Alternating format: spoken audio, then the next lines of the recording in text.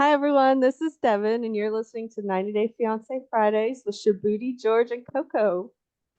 Welcome everybody to a special edition of 90 Day Fiance Fridays because we have a special guest, which is Devin, that we're all excited to talk to. Welcome, What's everyone. up?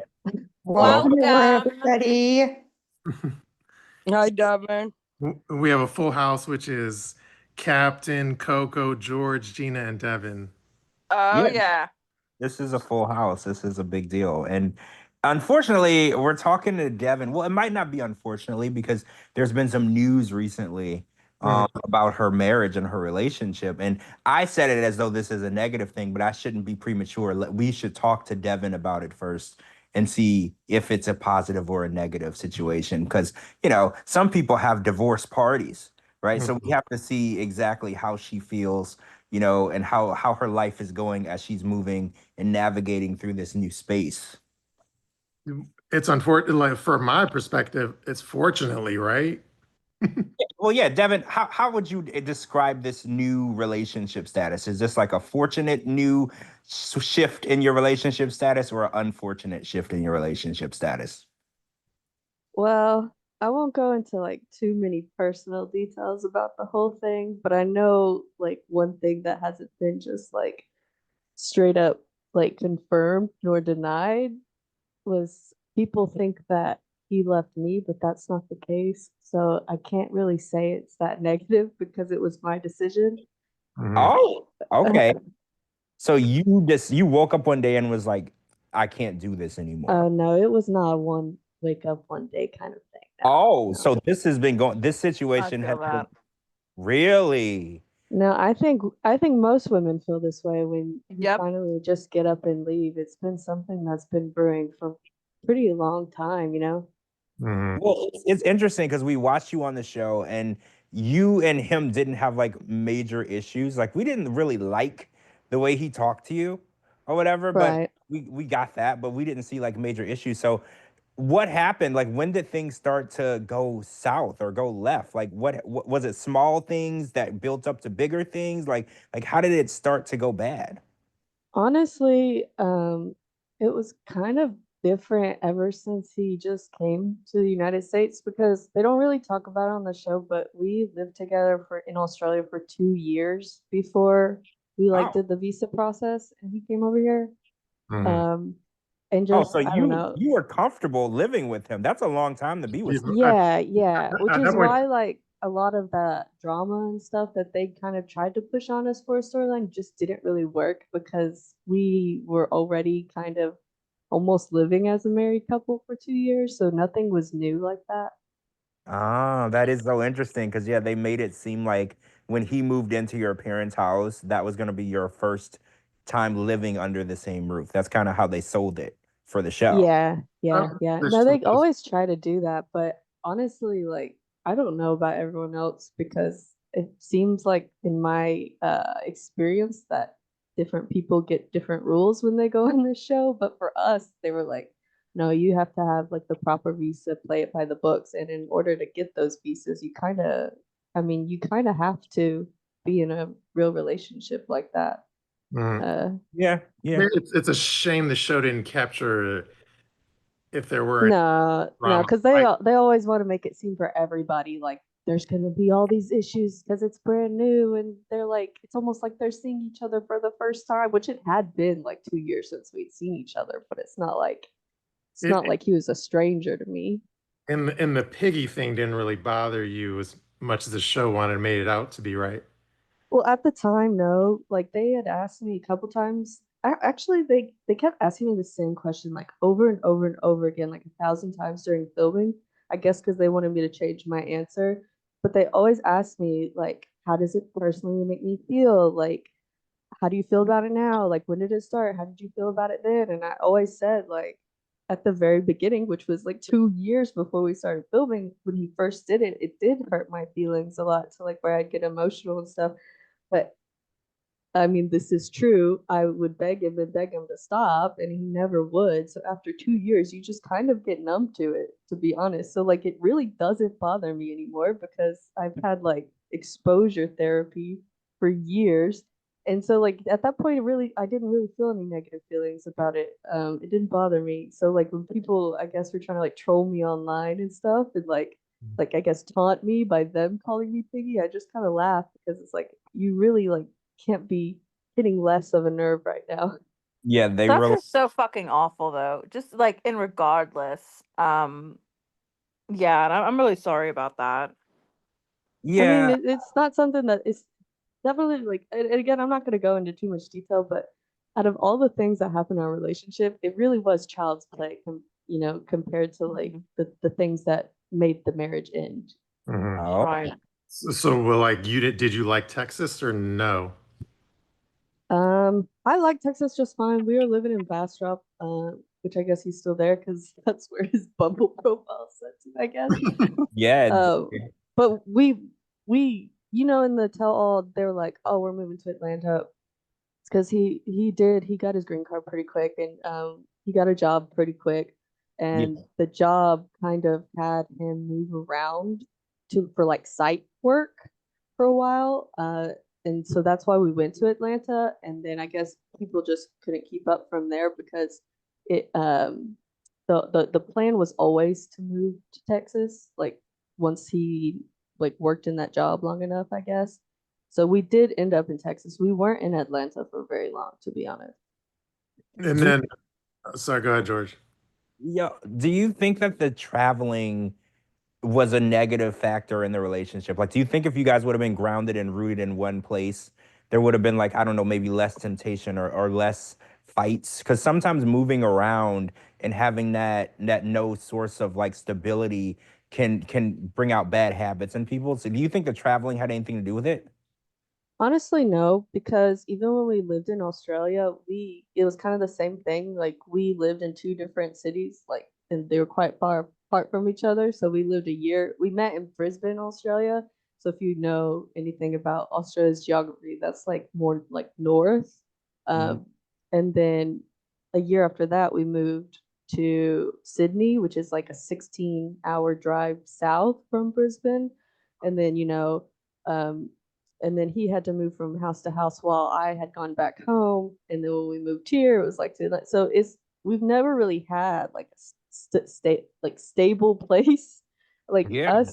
us when we moved to Texas, we rented a house, and that was like the most like permanent thing that we had in our entire relationship. We were like, we have our own house now. That's crazy because we had in the 5 years we'd been together, we had never even had that, even though we lived together for most of the time.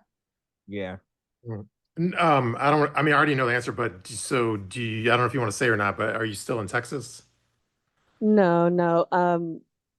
To be honest, he didn't really know that I was gonna leave when I left. Like, it just kind of got to a breaking point where one day I had to call. I think I called my sister.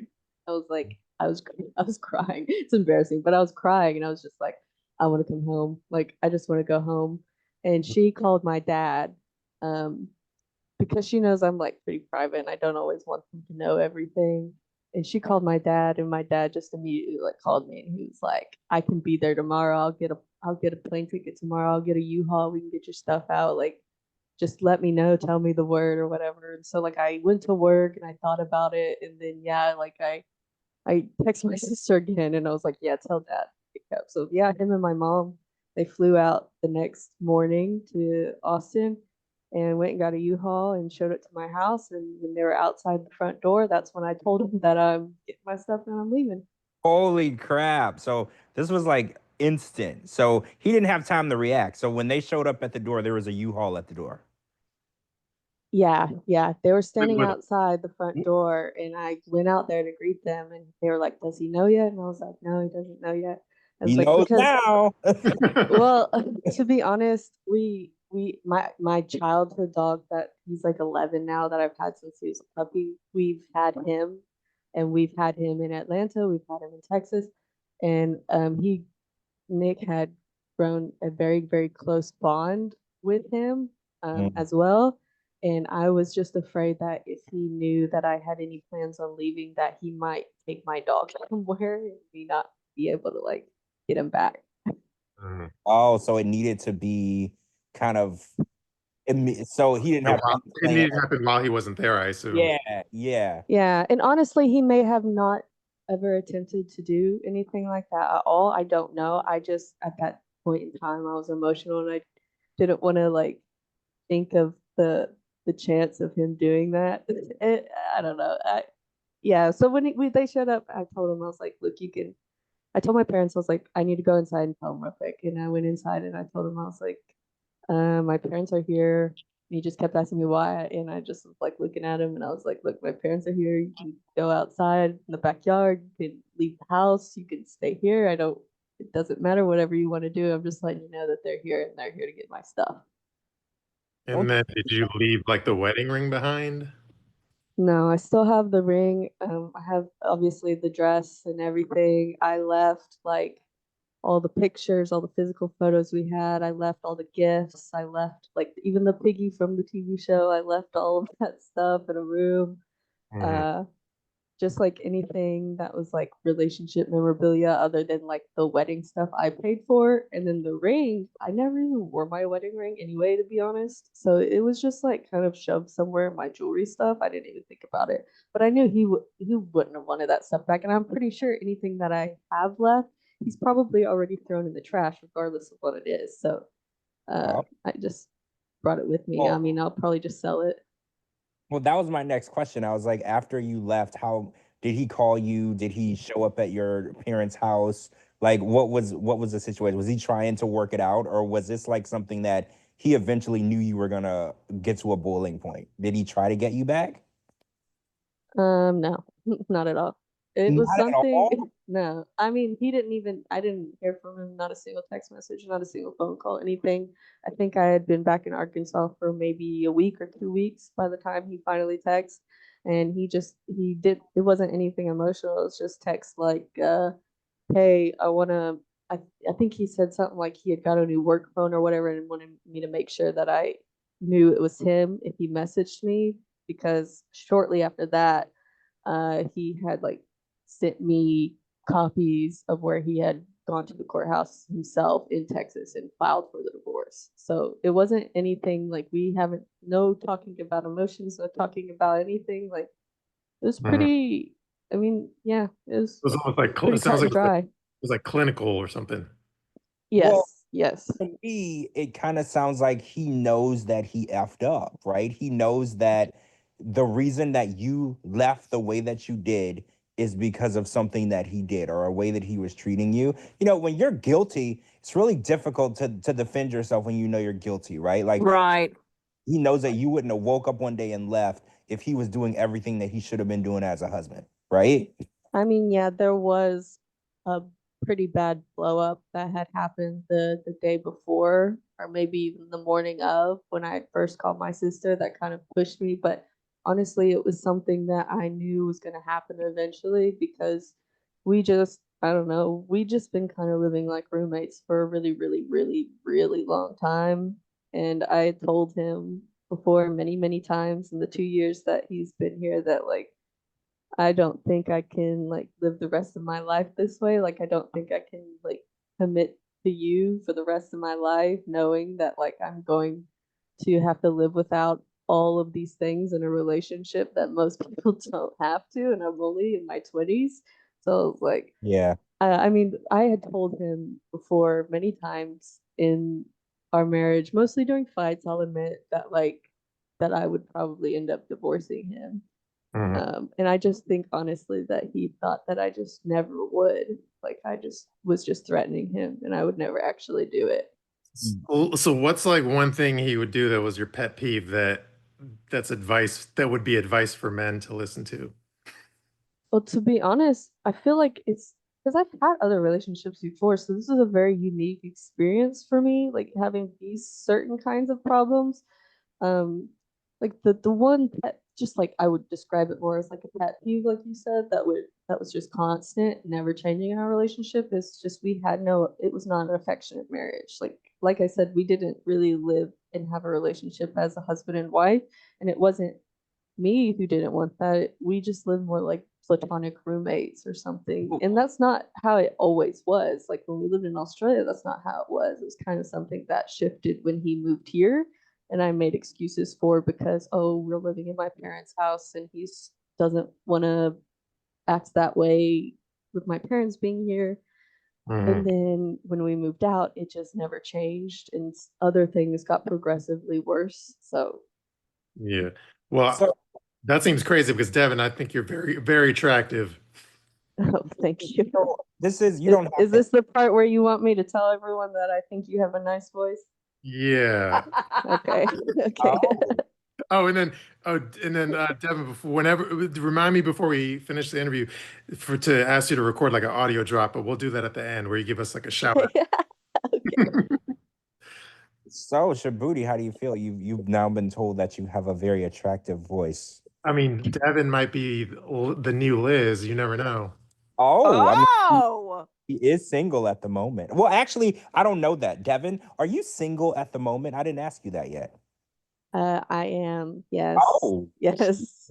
Yeah. I'm not on any dating sites. I'm Well, not. you're on Shabooty's. good. Don't go I on any haven't dating been on the sites. It is a prowl. cesspool. Oh, I know. That's where I met my ex-husband. Oh, see, yeah. Yeah, you gotta like find people that have niches that you're into, like not Yeah, your exactly. fiance. yeah, that's true. Y'all have that in common. You're both on that. I mean, this might be the budding of something new, right? I didn't think about that. So did Devin, so how was it when you met Statler? Oh, it was great actually. So like I know I mean I've seen stuff online because shit pops up every time I freaking scroll. So I've like I knew who she was before. I've seen her face even though I never watched the shows and I still never watched the shows. So I knew who she was, and she was actually one of the first ones like Clayton was when everything first dropped and like certain cast members like started following each other and reaching out and stuff. She was one of the first ones who kind of like connected with me. So we had very minimal like conversations and stuff via social media. And then when she found out I moved to Texas, she was living in San Antonio at the time, and we just like met up. And to me, she's just very normal, cool person. So like I told her I was like, you don't have to worry about me judging you for what you did on the show because number one, I don't think I'm like how I was on the show, and number two, I haven't even watched you on the show, so it's all cool. Yeah, did you like my post when I was like, uh-oh, Statler's gonna turn Devin? Yeah, I mean, like surprisingly, and I don't understand how this happens, but like all of my friends who are girls are either bi or gay, so Mhm. um, it's not any kind of joke that I haven't heard a thousand times before. I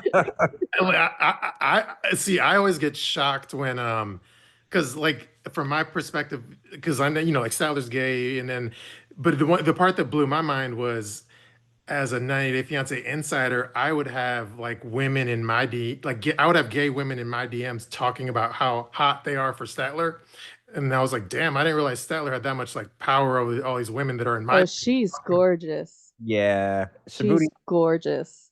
Statler is hot, but like she has a lot of different demographics. She's hot. Straight men find her hot. Gay women find her hot. Bi women find her hot. Statler is very appealing to lots of different people. I think that's what it is. Yeah, Definitely. but yeah, I didn't realize it until I would hear it in my DMs from gay women.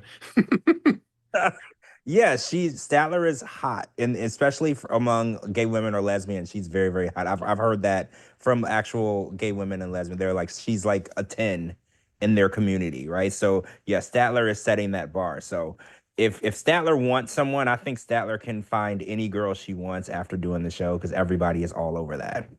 Oh, for sure. And even in person, like she's still a little awkward in person, but it's like really cute in person. It's cute, and then she's like seems very cool. Like she's a very cool vibe, like aesthetically and like just personality wise. Mm. She's just very calm and a little awkwardly cute. So like I definitely see how like any woman who likes women would be attracted to her.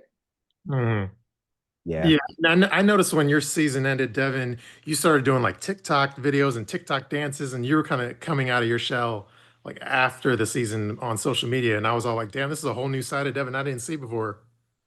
Yeah, it was mostly like like my family was kind of like pushing me to do it too, but it was mostly like, oh, we've all now seen how my shit has been aired out, like how they've edited it and how they perceived me and blah blah blah, and was just a shame because it's like that's not that's not who I am at all. So I don't know. I did it like for fun, but also it's just like a way to like I don't know, kind of fight against what they had put out about me in some kind of way. I think it was smart to do that because it opened up my eyes. And I was like, oh, this is like, I think this is the real Devin, the one that's like out of her shell. But and then the one on the show was like a shitty edit. Yeah, because I told you personally, I was like, yeah, no, I'm not. It sounds like I'm exaggerating. I'm literally not exaggerating when I say that they cut 90% of the footage they took of us.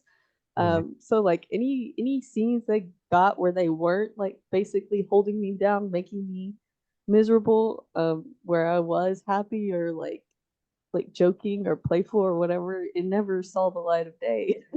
So Yeah, because you were saying they added like was it Sam and Citra at the end or something? yeah, I mean, I'm putting up air quotes. You can't see me, but like what I heard is is that I'm coming to those conclusions essentially by myself, but I did hear from the horse's mouth that Sam and Chitra were being recruited for a long time and they kept saying no. So when they finally said yes, like 2 weeks, I think it was, like before they announced season 10, they like rushed out there and filmed everything in 2 weeks. And so I came to the conclusion in my mind, because I had already been done filming for a while by then. And I Mhm. think everyone else had been as well. I was like, well, I mean, if they got someone last minute like that and they're having to put all that, footage together and edit it, they're going to have to make room because they Mhm. still only have so many episodes. And I already knew that it was probably us on the chopping block because I burned a lot of bridges while filming, to be honest.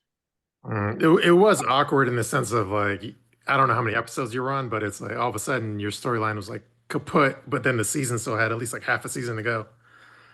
Yeah, yeah, because they tell you at the beginning when you are talking about all that stuff, when you're talking about like pay and everything, because you're paid per episode you're in, they always tell you, oh, well, most couples are in between this many to this many episodes, so I would say you're probably guaranteed at least this many episodes.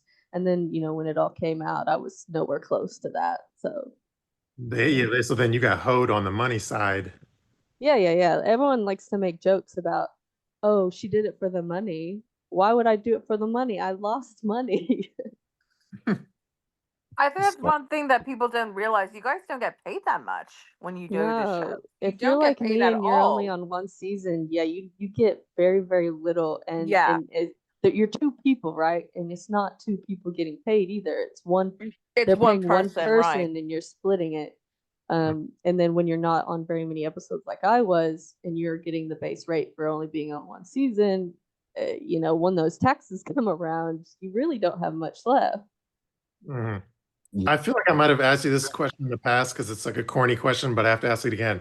So, did you ever talk to the other Devin on 90 Day Fiance?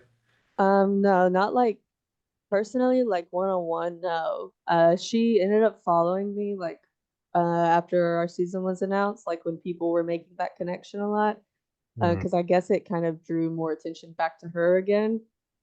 So she had followed me and I followed her back. So I was like, oh, how nice. Because I had also seen my mom had seen where she had like made some comment on a post from TLC's like 90 Day Fiance page, like where she had wrote a comment like being very nice about me. So I was like, oh yeah, that's great. So I had good feelings about her in my mind. Um, and then she started, and this is not me like post what you want. I don't really care. I don't judge because I don't really care, to be honest. But she would post a lot of like stuff about her OnlyFans. And so I was like, oh, well, I think I'm going to mute her page because she posts quite a lot and I just don't really care to see this. Because if you look on my Instagram, I don't follow very many people, and that's because I do scroll. And so I want my page to be like curated.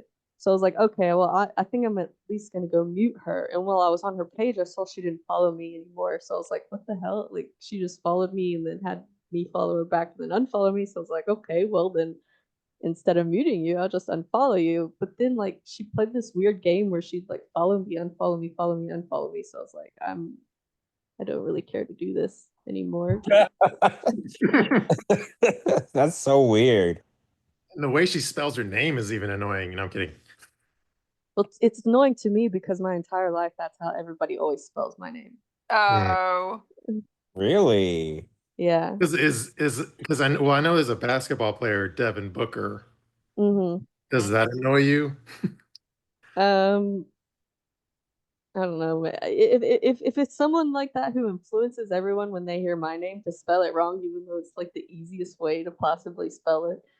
But yeah, it's not like people who are just like writing my name or whatever. It's like when I go to like places where I need to make accounts and I tell them my name and they spell it wrong and then my accounts get messed up because it's the wrong name. Like that's when I get annoyed. True. So have you run into Big Ed in Arkansas yet? No, I've never run into Big Ed. Honestly, if I ran into him, he wouldn't know who the hell I am. But he does live up there in like what, Northwest Arkansas. My sister and my brother-in-law used to live up there, so I was up there all the time.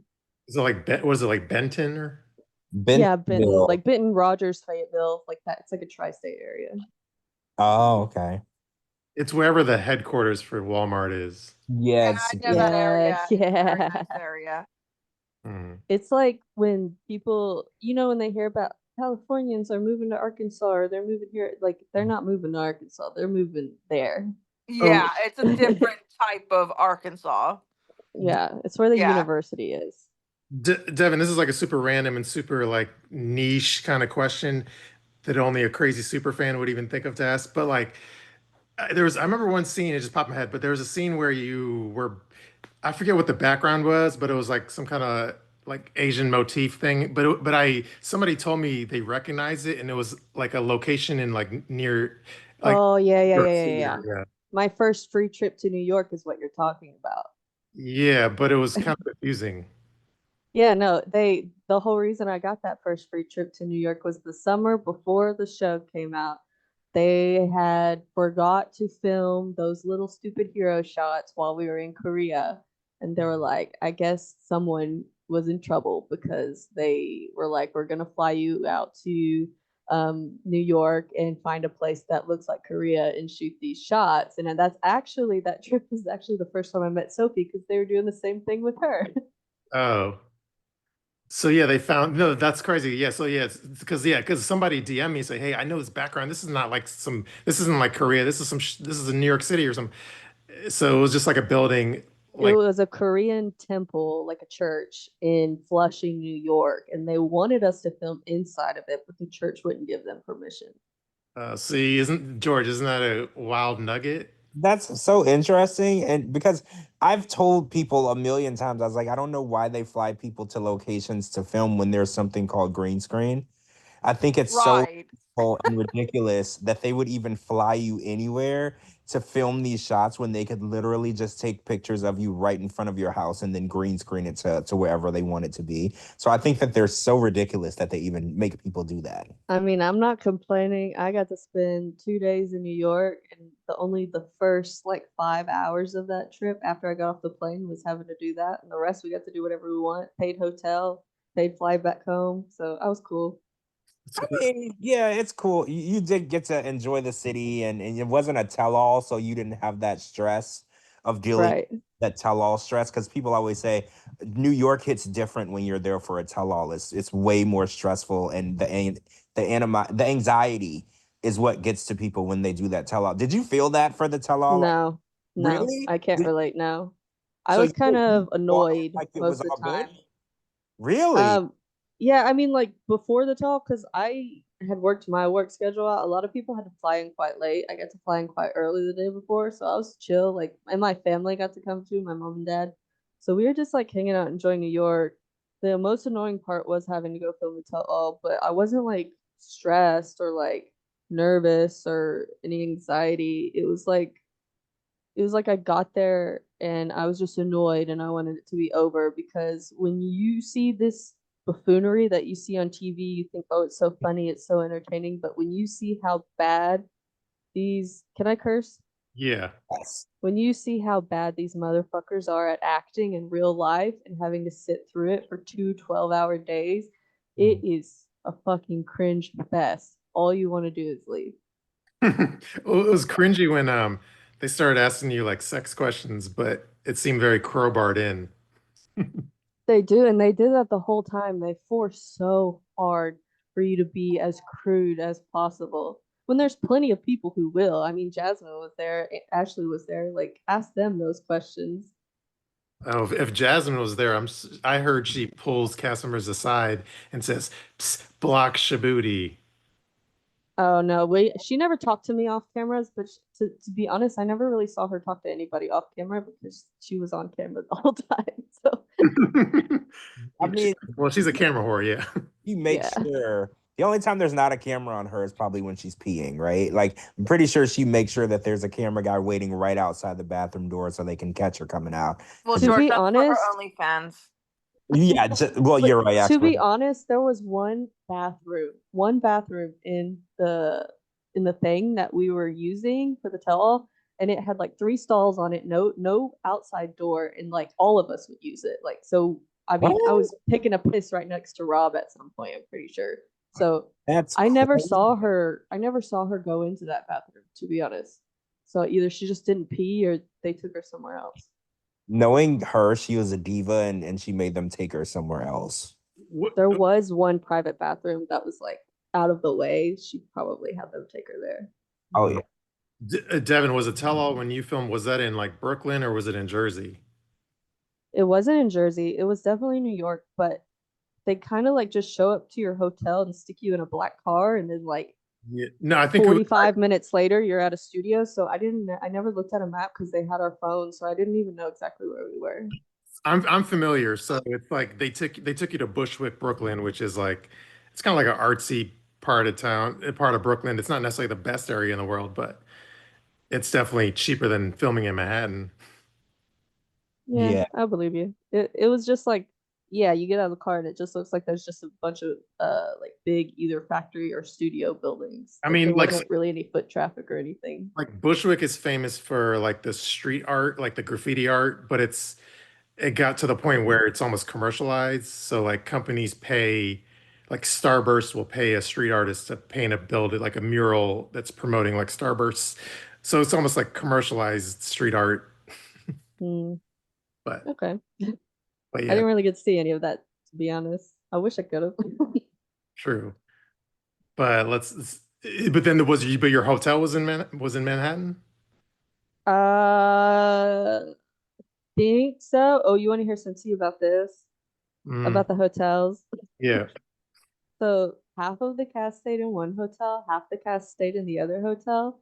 And you could tell pretty quickly because also certain people were posting pictures and shit from inside of their hotel that they put like I guess the less desirable half of the cast in one hotel, and then they put like I guess their breadwinners of the season in a nicer hotel somewhere else. Mm. What? Yeah. I haven't heard that before.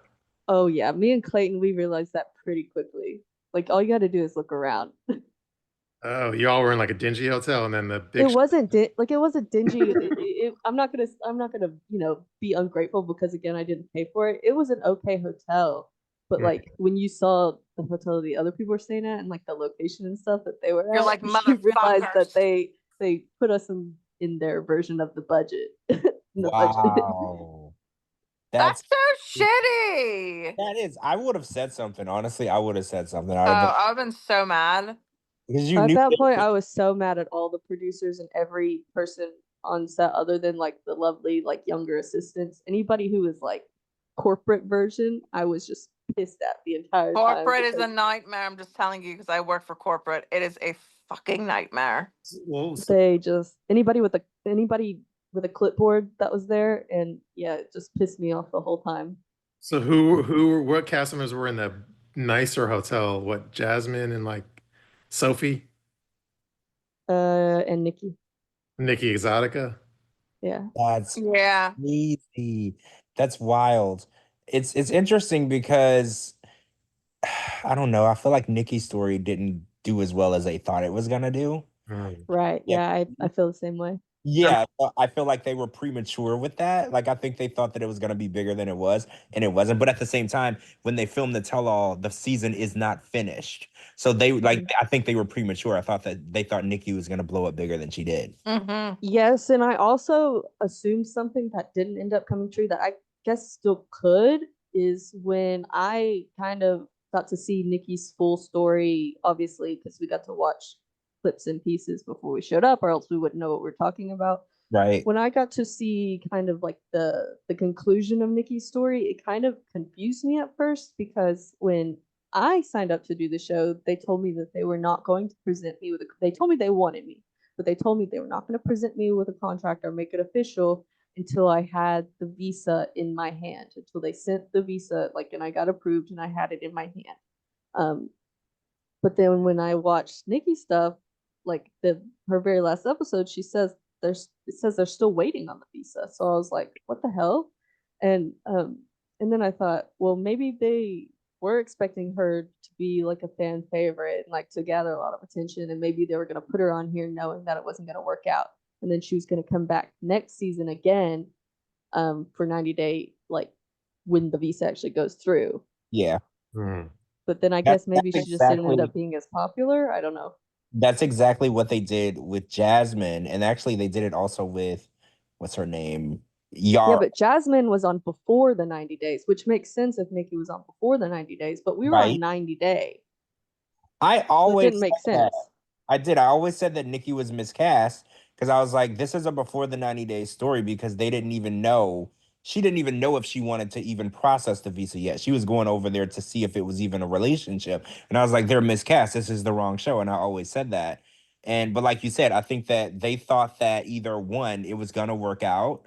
And like you said, they were going to come back on another show, or maybe they knew it wasn't going to work out and they were going to put her on the single life. But I think that her storyline just didn't, it actually pissed a lot of people were pissed off at her actually, like when her story was finished, because they were like, I don't like the way she didn't tell him, that she was trans, and a lot of people didn't like the way that it planned out. And I think that they were like, ooh, well, you know what, let's not bring her back because of the backlash that we got from that. And it's kind of a shame because, to be honest, they interviewed me right when I got there and they were like, who are you like least excited to meet? And I was like, I didn't want to say like Jasmine stuff because I figured a lot of people would say her.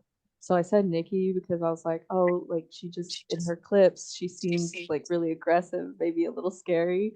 And so they like basically, I don't think they showed it, but they basically, when I walked in the room and met everyone for the first time, they must have told her because they like, she got up and like gave me a big hug and everything. And I don't know if it was because they told her I said that, or I don't know if it's a reflection of her true character, but I'm going to go with the latter and say that she was actually very, very lovely in person. And I don't really have anything negative to say about her at all. Mm-hmm. I was just going to say the reason they put Nikki Exotic in a nicer hotel is probably Jasmine like stuck up for her or something.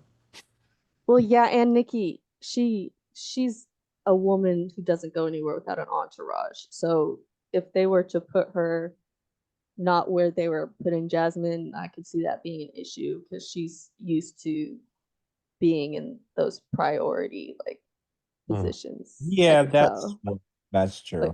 Like we all had our little slippers because we were wearing heels, so to like walk from the set to the dressing rooms and stuff, we had these little slippers they gave us. Like she had her own assistant there with like her own pink fluffy slippers and like all this stuff. It was kind of hilarious. Mm-hmm. You don't have to. This may be an unfair question. So, but do you think what's her name? Sean Robinson. Do you think she actually watches the shows or not?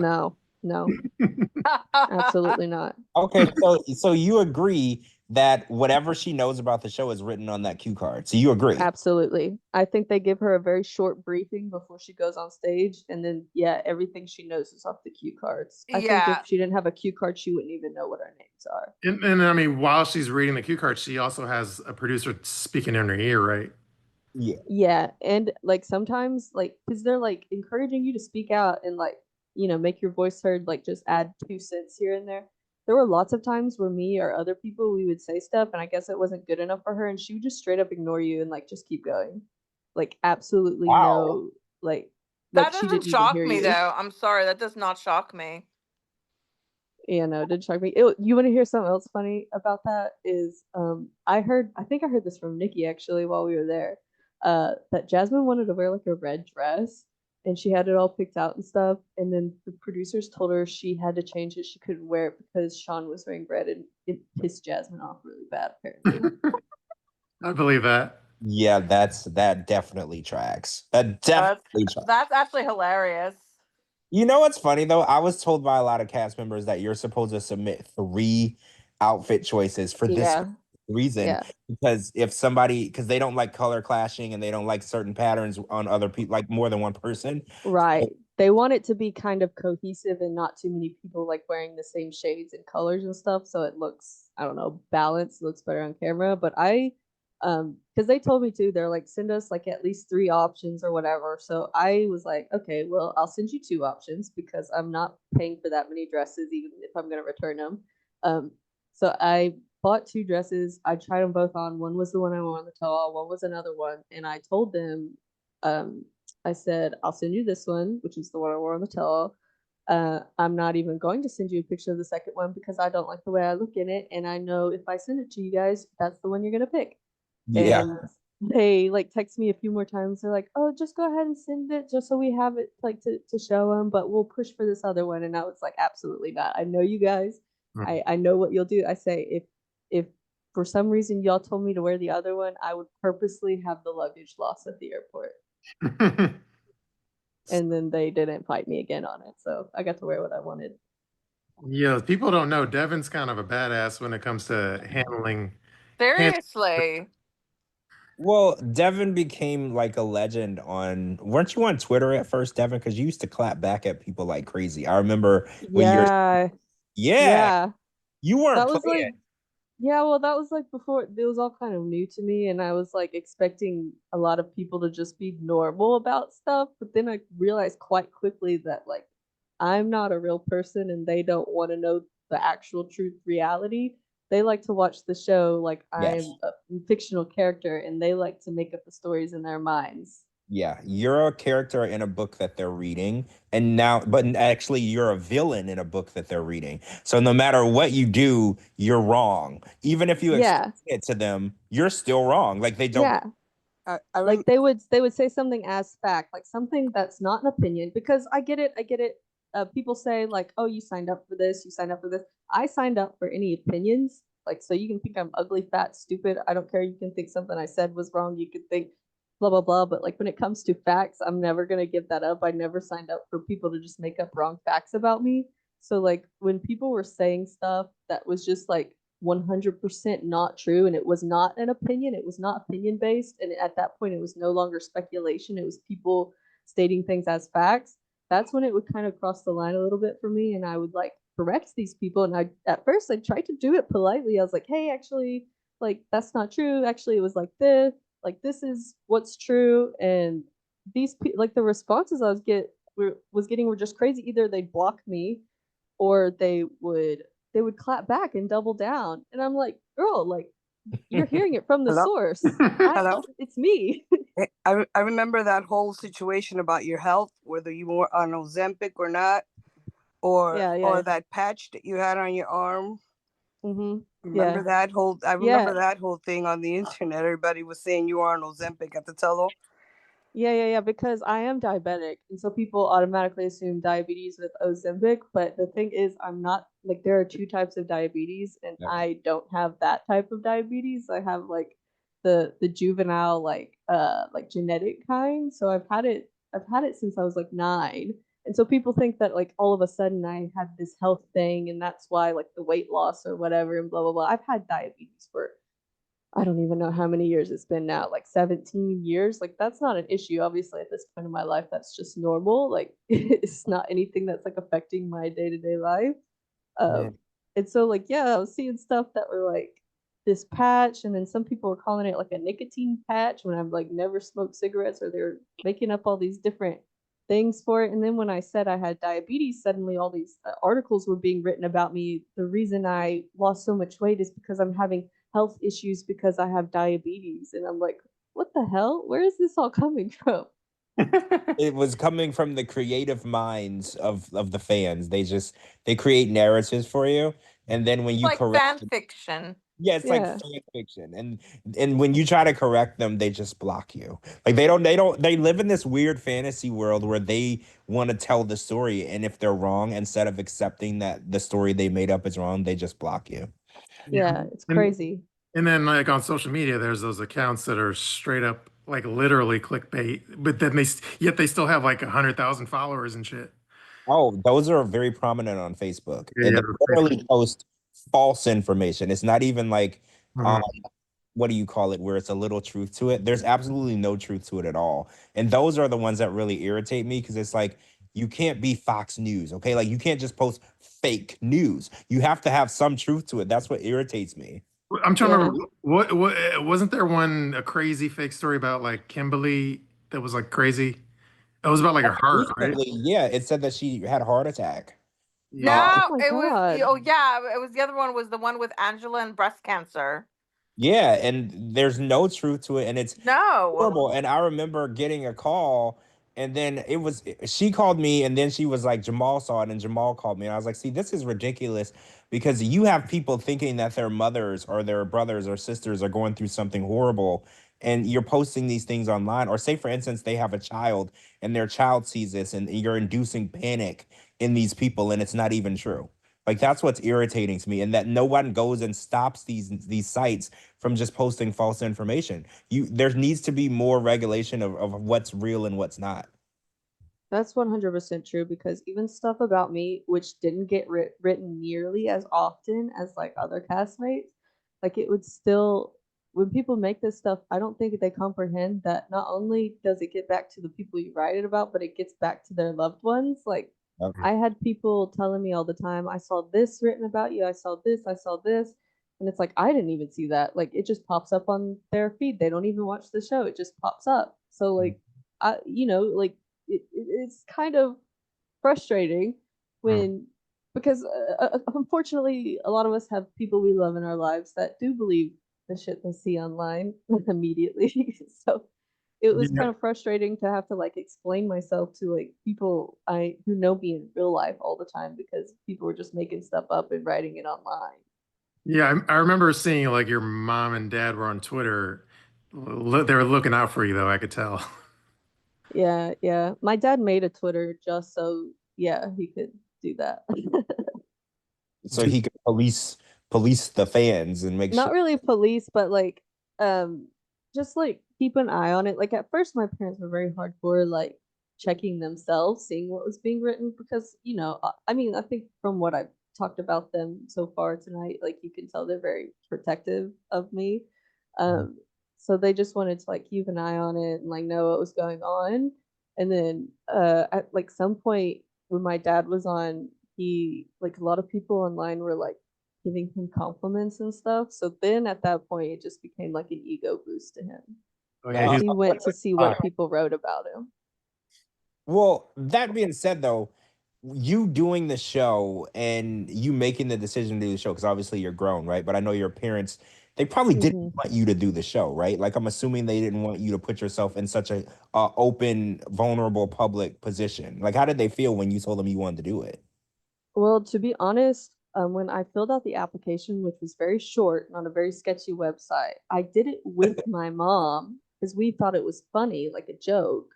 Like she was sitting in her bed with her laptop on her lap, and we were talking about it. She's the one who pulled it up and found it and filled it out, and we sent it in. Uh, Really? yes. And then like months and months went by and never heard about it, obviously, because I was like pretty sure this application wasn't even real. Hmm. And then when like 4 months had gone by and then I started getting these phone calls and it was like the joke had just gotten so good. I was like, Mom, you're never gonna believe this. Like you're So never did gonna you freaking believe this. did you They're think calling me. when they were calling you that it was a scammer? Well, I don't answer any unknown calls ever, and I was actually at work when they started calling me, but I did notice that it was the same number from New York. And usually when I get scam calls, it doesn't say New York, it'll say usually it'll say somewhere in Arkansas actually. Yeah. So when I kept getting phone calls from the same number in New York, I was like, oh, that's weird. And then they left me a voicemail, and it was the casting director, and she had like left me a message. And then I was like, oh shit. And when I told Right, my you were like, mom, yeah, because it's like, what, you don't expect that to happen to you, right? Like, So, so I, Devin, between like you, your mom, your dad, who was like the biggest 90 Day super fan in the family? none of us had seen the show, and we still don't, none of us still watch the show. We just knew about it because like it's big enough that like you can know about a show without watching it. Like she has lots of friends who watch the show, so she knows what it is. yeah, I totally get it because I've never watched Gang of Thrones, I think it's called, but I know Right. exactly what it is because so many people watch it, but I've never seen one episode, so I totally get that. Right. Like that's kind of how that show was for us. So like we knew what the show was, and I knew that the show had to do with the K1 visa, which was the visa I was applying for, because there were like certain YouTubers that I'm not even sure I still watch them, but I would watch them, and occasionally they'd make like reaction videos to 90 Days. So like I knew who Big Ed was and Rose was because I had seen clips of them online, but I never actually like, I didn't know to the full extent of like what the show was. I just knew it was a reality show. It was about people who were on this visa that I just so happened to be filing for. And so we were like, put two and two together. Wouldn't it be funny to just throw it out there, hee hee ha ha? Because also at the time I didn't understand, like I knew the show's popular, but I didn't understand to the extent of like quite how many people watch the show and like how many people like try to get on this show. Like I didn't understand, because to me I didn't feel like there was anything too outlandish. Like now that I've seen the show and I see what they're kind of looking for, now looking back, I'm like, I don't really understand how we kept getting through the rounds, because I did have to go through quite a few, like, I guess, audition rounds through casting and through Sharp. And even I had to get approved by TLC themselves before they would like sign me. So Mm. I mean, thinking back on it now, I'm like, how did that all happen? Because also I didn't understand how many people applied to be on the show every year until Clayton like kindly gave me that like number, and I was like, wow, that's crazy. What's the number? It was like, I think he said it was somewhere around like 30,000 applications come in every year for the show. Wow, that's high. Yeah. This show, though, it can launch people into stardom, right? Like, depending on what you want to do. For some people, they use it for OnlyFans, or they use it to become like Stephanie Mato one, to be an influencer. It launches you into wherever you're trying to go. So a lot of times people, they don't actually want to be on the show. They just want to be launched into, it's a stepping stone to where they want to go, but they use Mm-hmm. the show to get there. And so that's, I think when the show first started, they used to really have trouble finding people for the show, but now that the show has kind of taken on a life of its own, like it's called a universe, like the fan base, we call it the 90-day universe, because it's literally people from all over the world instead of Mm-hmm. just, one remote place. It's literally huge. So I think now getting on the show, like what you were telling us, it's very impressive to even get a call back, because 30,000 applications, the fact that they even called you, that's very impressive. Right. There was literally three questions on the application I filled in, and it was like very short answers. Like it wasn't anything crazy. And then like sent in like two or three pictures, like one of me, one of him, and then like one of us together or whatever. So like it was not a lot to go off of. So I have absolutely no idea what made them choose ours, or even how they saw it. I always figured once the show was coming out and everyone kept saying, and I realized that there was another girl named Devin with a South Korean husband on the show. I kind of just figured, oh, maybe they knew fans would make that connection, and that would cause like attention or drama or whatever, and maybe that's why. I don't know. Were you surprised at how the fan base are like hardcore, diehard super fans? Um, I knew that they were probably like diehard fans. Uh, I didn't know. I'm not gonna say. I'm gonna try to say this lightly. I didn't understand like how consumed some people are by it. Mm-hmm. Is me putting it nicely. Because to me, I feel like even though I was on the damn show, I was probably as close to the sun you can get without touching it. Even I don't feel that way. Like I feel more disconnected from it than some of the fans do. When your episodes aired, did you huddle together in the theater room in your parents' large No. have like My mom and dad would watch it in their bedroom alone, and most of the time would I would turn my phone off. I would turn something else on the TV in my room, and I could not start watching the show until about almost halfway through, because that's when I had met Clayton, and he was like, "Oh no, you should see it. You should see it." And I think I watched my first episode like with him, not like with him, but like we were like messaging each other. Mhm. Like I had to work up to it because I've like never ever liked seeing myself on camera. Like it's just Yeah. I don't know, a personal ick. And then like I think when my first episode came out, I didn't watch the episode, but I did happen to walk in the room like right when I showed up for the first time. And like I was as taken aback as all of you were when you were like, wow, she sounds funny, she looks funny. I was yeah, I felt that about myself too. So I was very embarrassed, and it took me a long time to be able to see my face and hear my voice on screen again after that. Mhm. Should we, Devin, are you down to record like a shout out thing and then like an intro, then I could put it at the beginning of the podcast when we posted the recording? Yeah, sure. Just tell me what to say. Okay, say something along the lines of like, hey, this is Devin, and you're listening to 90 Day Fiancé Fridays with Shabooty, George, and Coco. Can you write it down? I could text it to you if you want. Yeah, Yeah. text it to me. Text it to me. Or I was gonna say, put it in the chat, and then Yeah, she put it in can, the either way. Somewhere I can read it off that yeah, way. I she don't and then miss she can read anybody. off. I'll message it to you. Okay.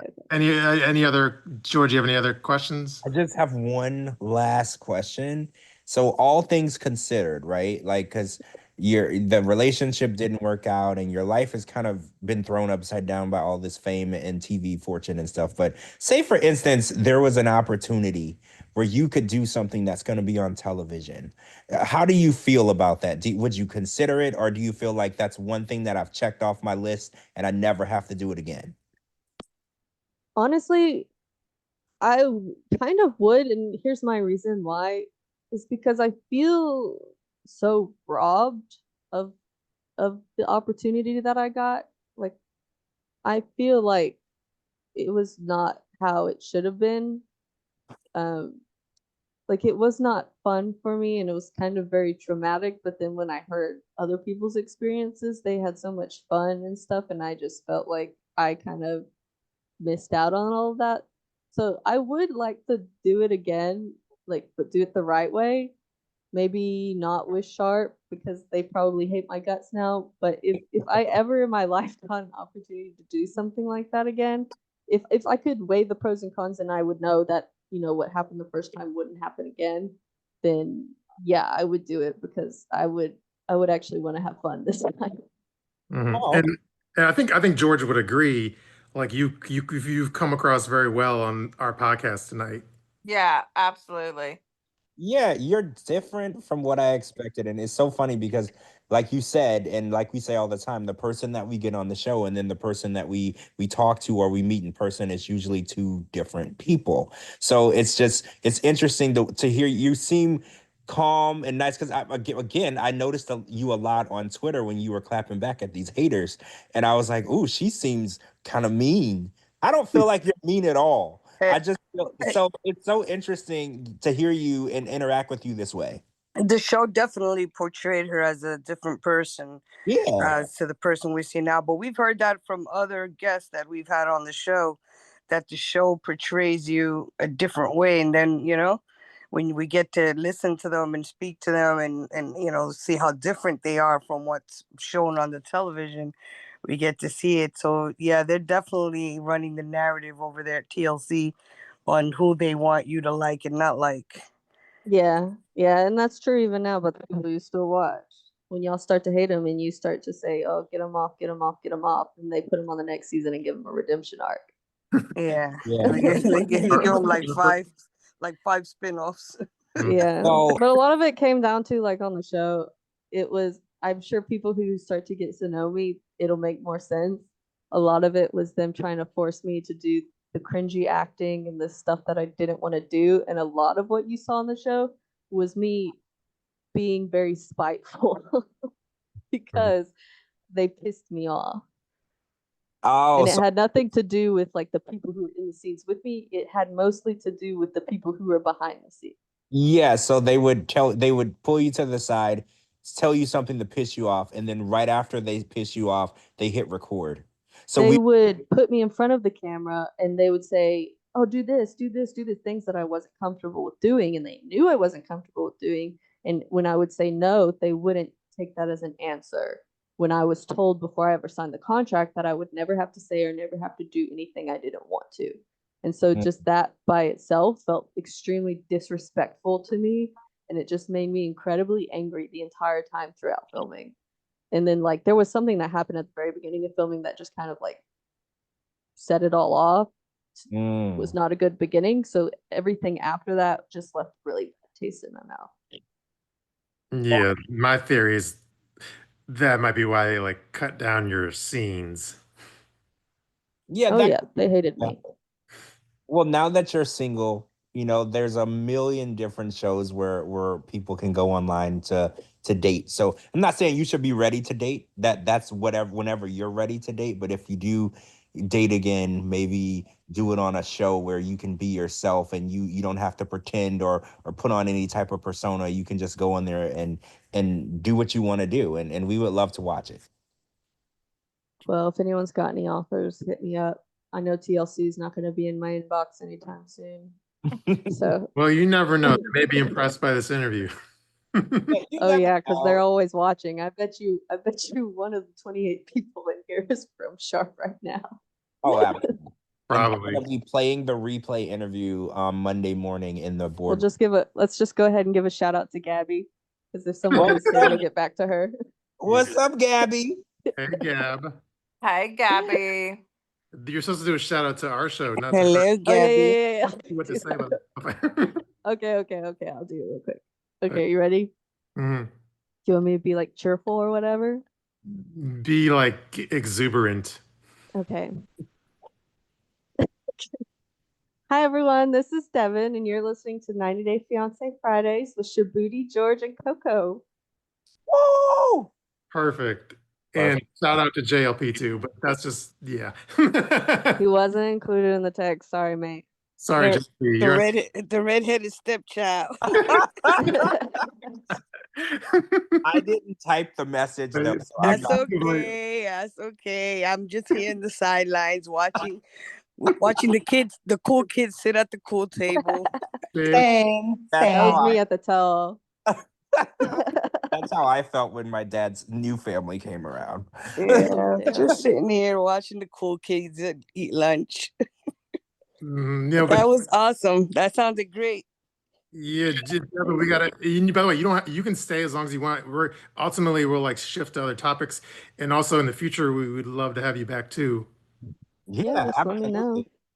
Absolutely.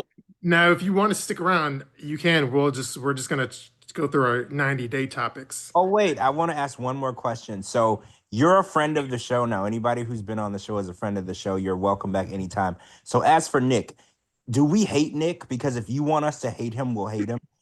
So tell us how to go from there. Should we dislike this guy because if he was mean to you, then I don't like him? I mean, we practically started hating Nick the minute he started calling her Piggy on the show. Yeah. Remember that. This is true. So he doesn't have any fans, period. I mean, honestly, if we could just all forget he exists, that would be great. We got you. No we got problem. You. We ain't even gonna talk about him. He does not exist. Great.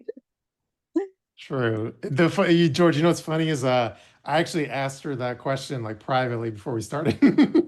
Oh, well, you know me. Nothing's private. I'm just gonna say it. Since Devin is a friend of the show now, Devin, you can tell us who to hate. So if we don't like that guy, we don't like that. He don't even exist. If somebody asks about him, we're gonna be like, who? Who? I don't remember anybody being on the show by that name. I'm confused. Perfect. True. So Devin, if you want to hang out? I might hang out for a little bit, but I probably won't be able to contribute much because, like I said, I don't know anything about what's going on in the universe at the moment. Let's see. So, what's more interesting, Devin? Would you rather hear us talk about, and obviously you could chime in, we could talk about Angela being fired. We could talk about Jasmine's baby daddy, Matt, and his new job. Is she actually fired though, for real this time? Okay, yeah, let's start with that topic then.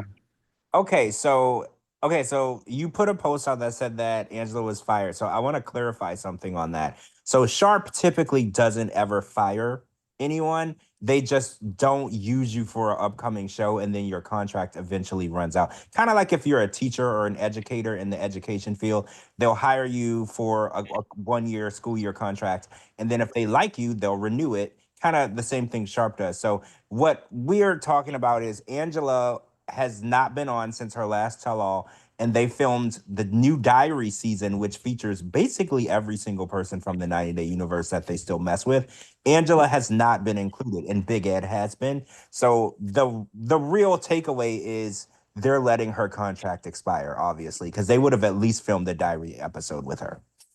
What was the date that her last episode was released? So the tell all. What was the date that was aired? Let me check.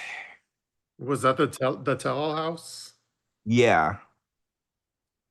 Let me try to get a date real quick. Probably like a year ago, over a year ago now, right?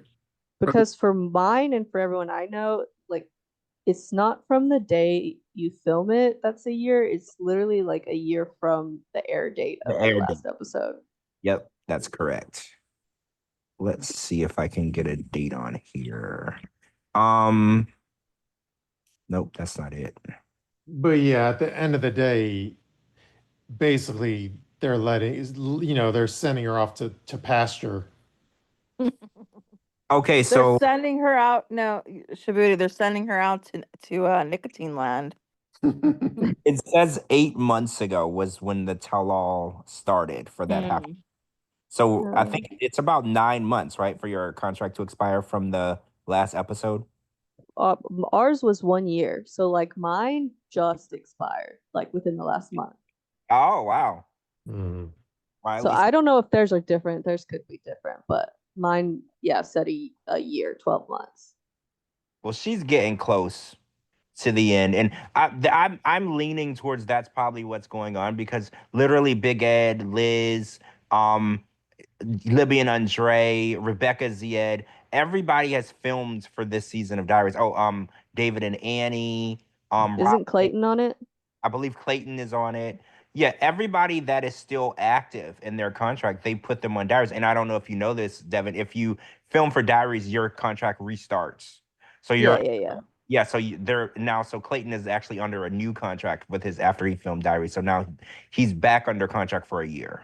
Yeah, I know because when he was telling me like when they asked him to maybe be on it and to start filming for it, he said he had to like beg Annalie to like go back on contract with him because she didn't want to have anything to do with it anymore. Very restrictive. Like they tell you what you can post. They tell you if you can go live or not. If you're pregnant, you can't go on. You can't post pictures of your pregnancy and your how long you are. It's very invasive. So I understand how she feels. She wants to be in control of her own life. And when you're under those strict contracts, you're not really in control of your life. You can't even post online, what you're actually doing because And to be fair, when our season was on, like a majority of people online were very, very nasty to like about Annalie and to Annalie. So I definitely understand why she didn't want to do this again. Well, yeah, it's been enough time that people are leaving her alone, and I know that that's all she did, right? Like first of all, she comes to a new country, and she doesn't know anyone, and then the people here are being nasty to her. I can't imagine how alone you must feel. You're away from your friends, you're away from your family, you're in a country you barely understand. Yeah, but you don't remember, George, again, that's how TLC portrayed her on the show. Yeah, you're right. They portrayed her as, being a nasty, obnoxious bitch that didn't care for Clayton, and she had beef with his sister and all that other stuff. So now we're like, oh, we're seeing a different person. When in reality, she'll come on the show. She'll come on. She could be on the podcast next Friday, and we'll be like, "Oh shit, you're a completely different person than what we saw." Yeah. So when I posted the Angela post, it was kind of shocking if all the comments were like, "All right, do Jasmine next," meaning like get rid of Jasmine next. Yeah, I noticed that too. So apparently, people want Jasmine canceled because she physically hit Rob at the tell-all, right? Mhm. And a lot of people are saying, oh, well, Angela didn't actually physically hit anyone on camera.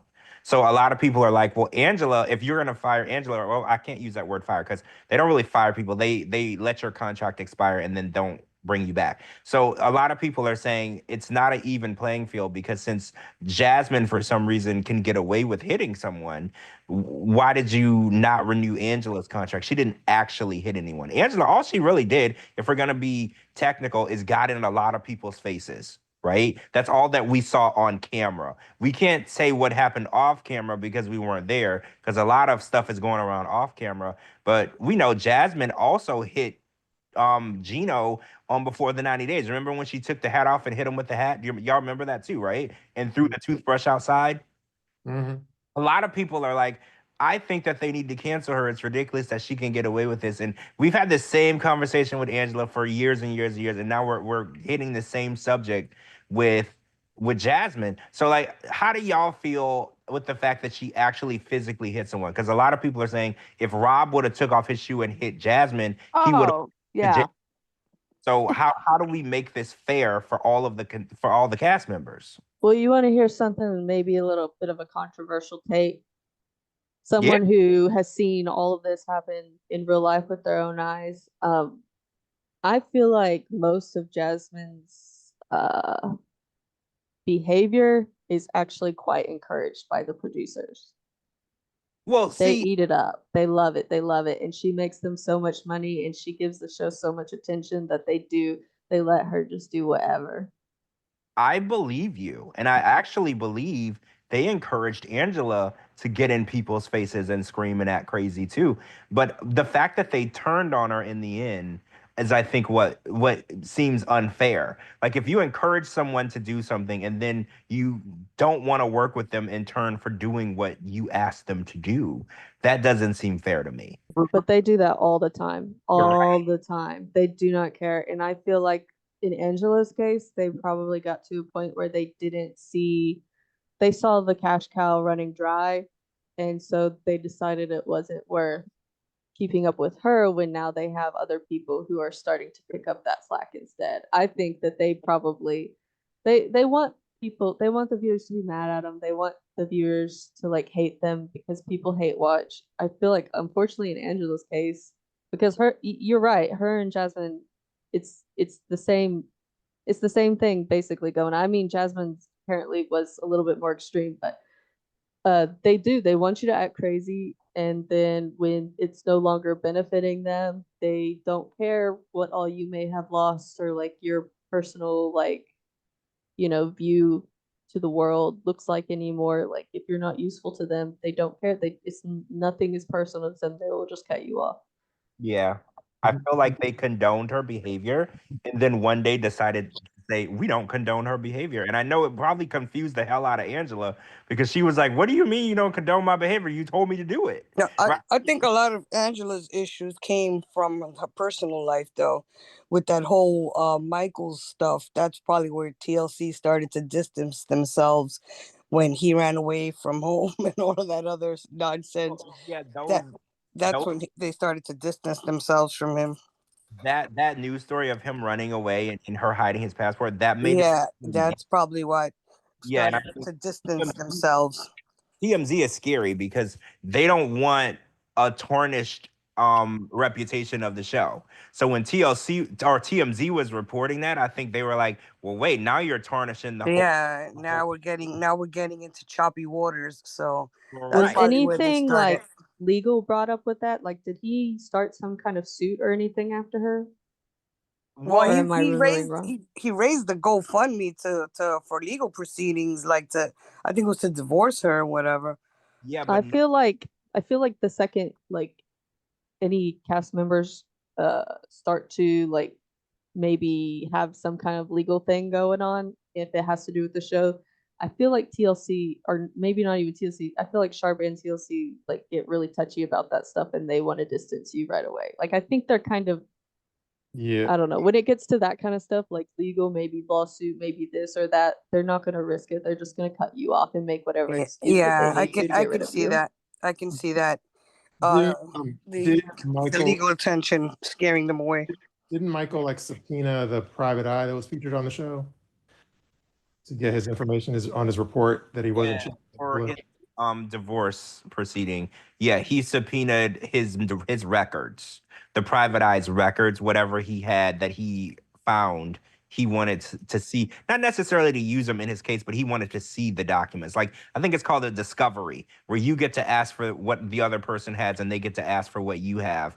And your lawyers get to go over the information to prepare for the case. Yeah, that's like sales 101, by the way, too. The discovery of the information. Mhm. And then Yeah, and I feel like if they found out that TLC or Sharp had any kind of interference with any of that stuff at all, they probably shut it down real quick because they can get in a ton of legal trouble for interfering with like visa marriages like this, like anything to do with it at all. mhm. George, depending on how good your memory is, wasn't on the 90 Day Fiance tell all with that had Angela, the tell all house season? Wasn't there a scene where like Angela got in Kobe's face?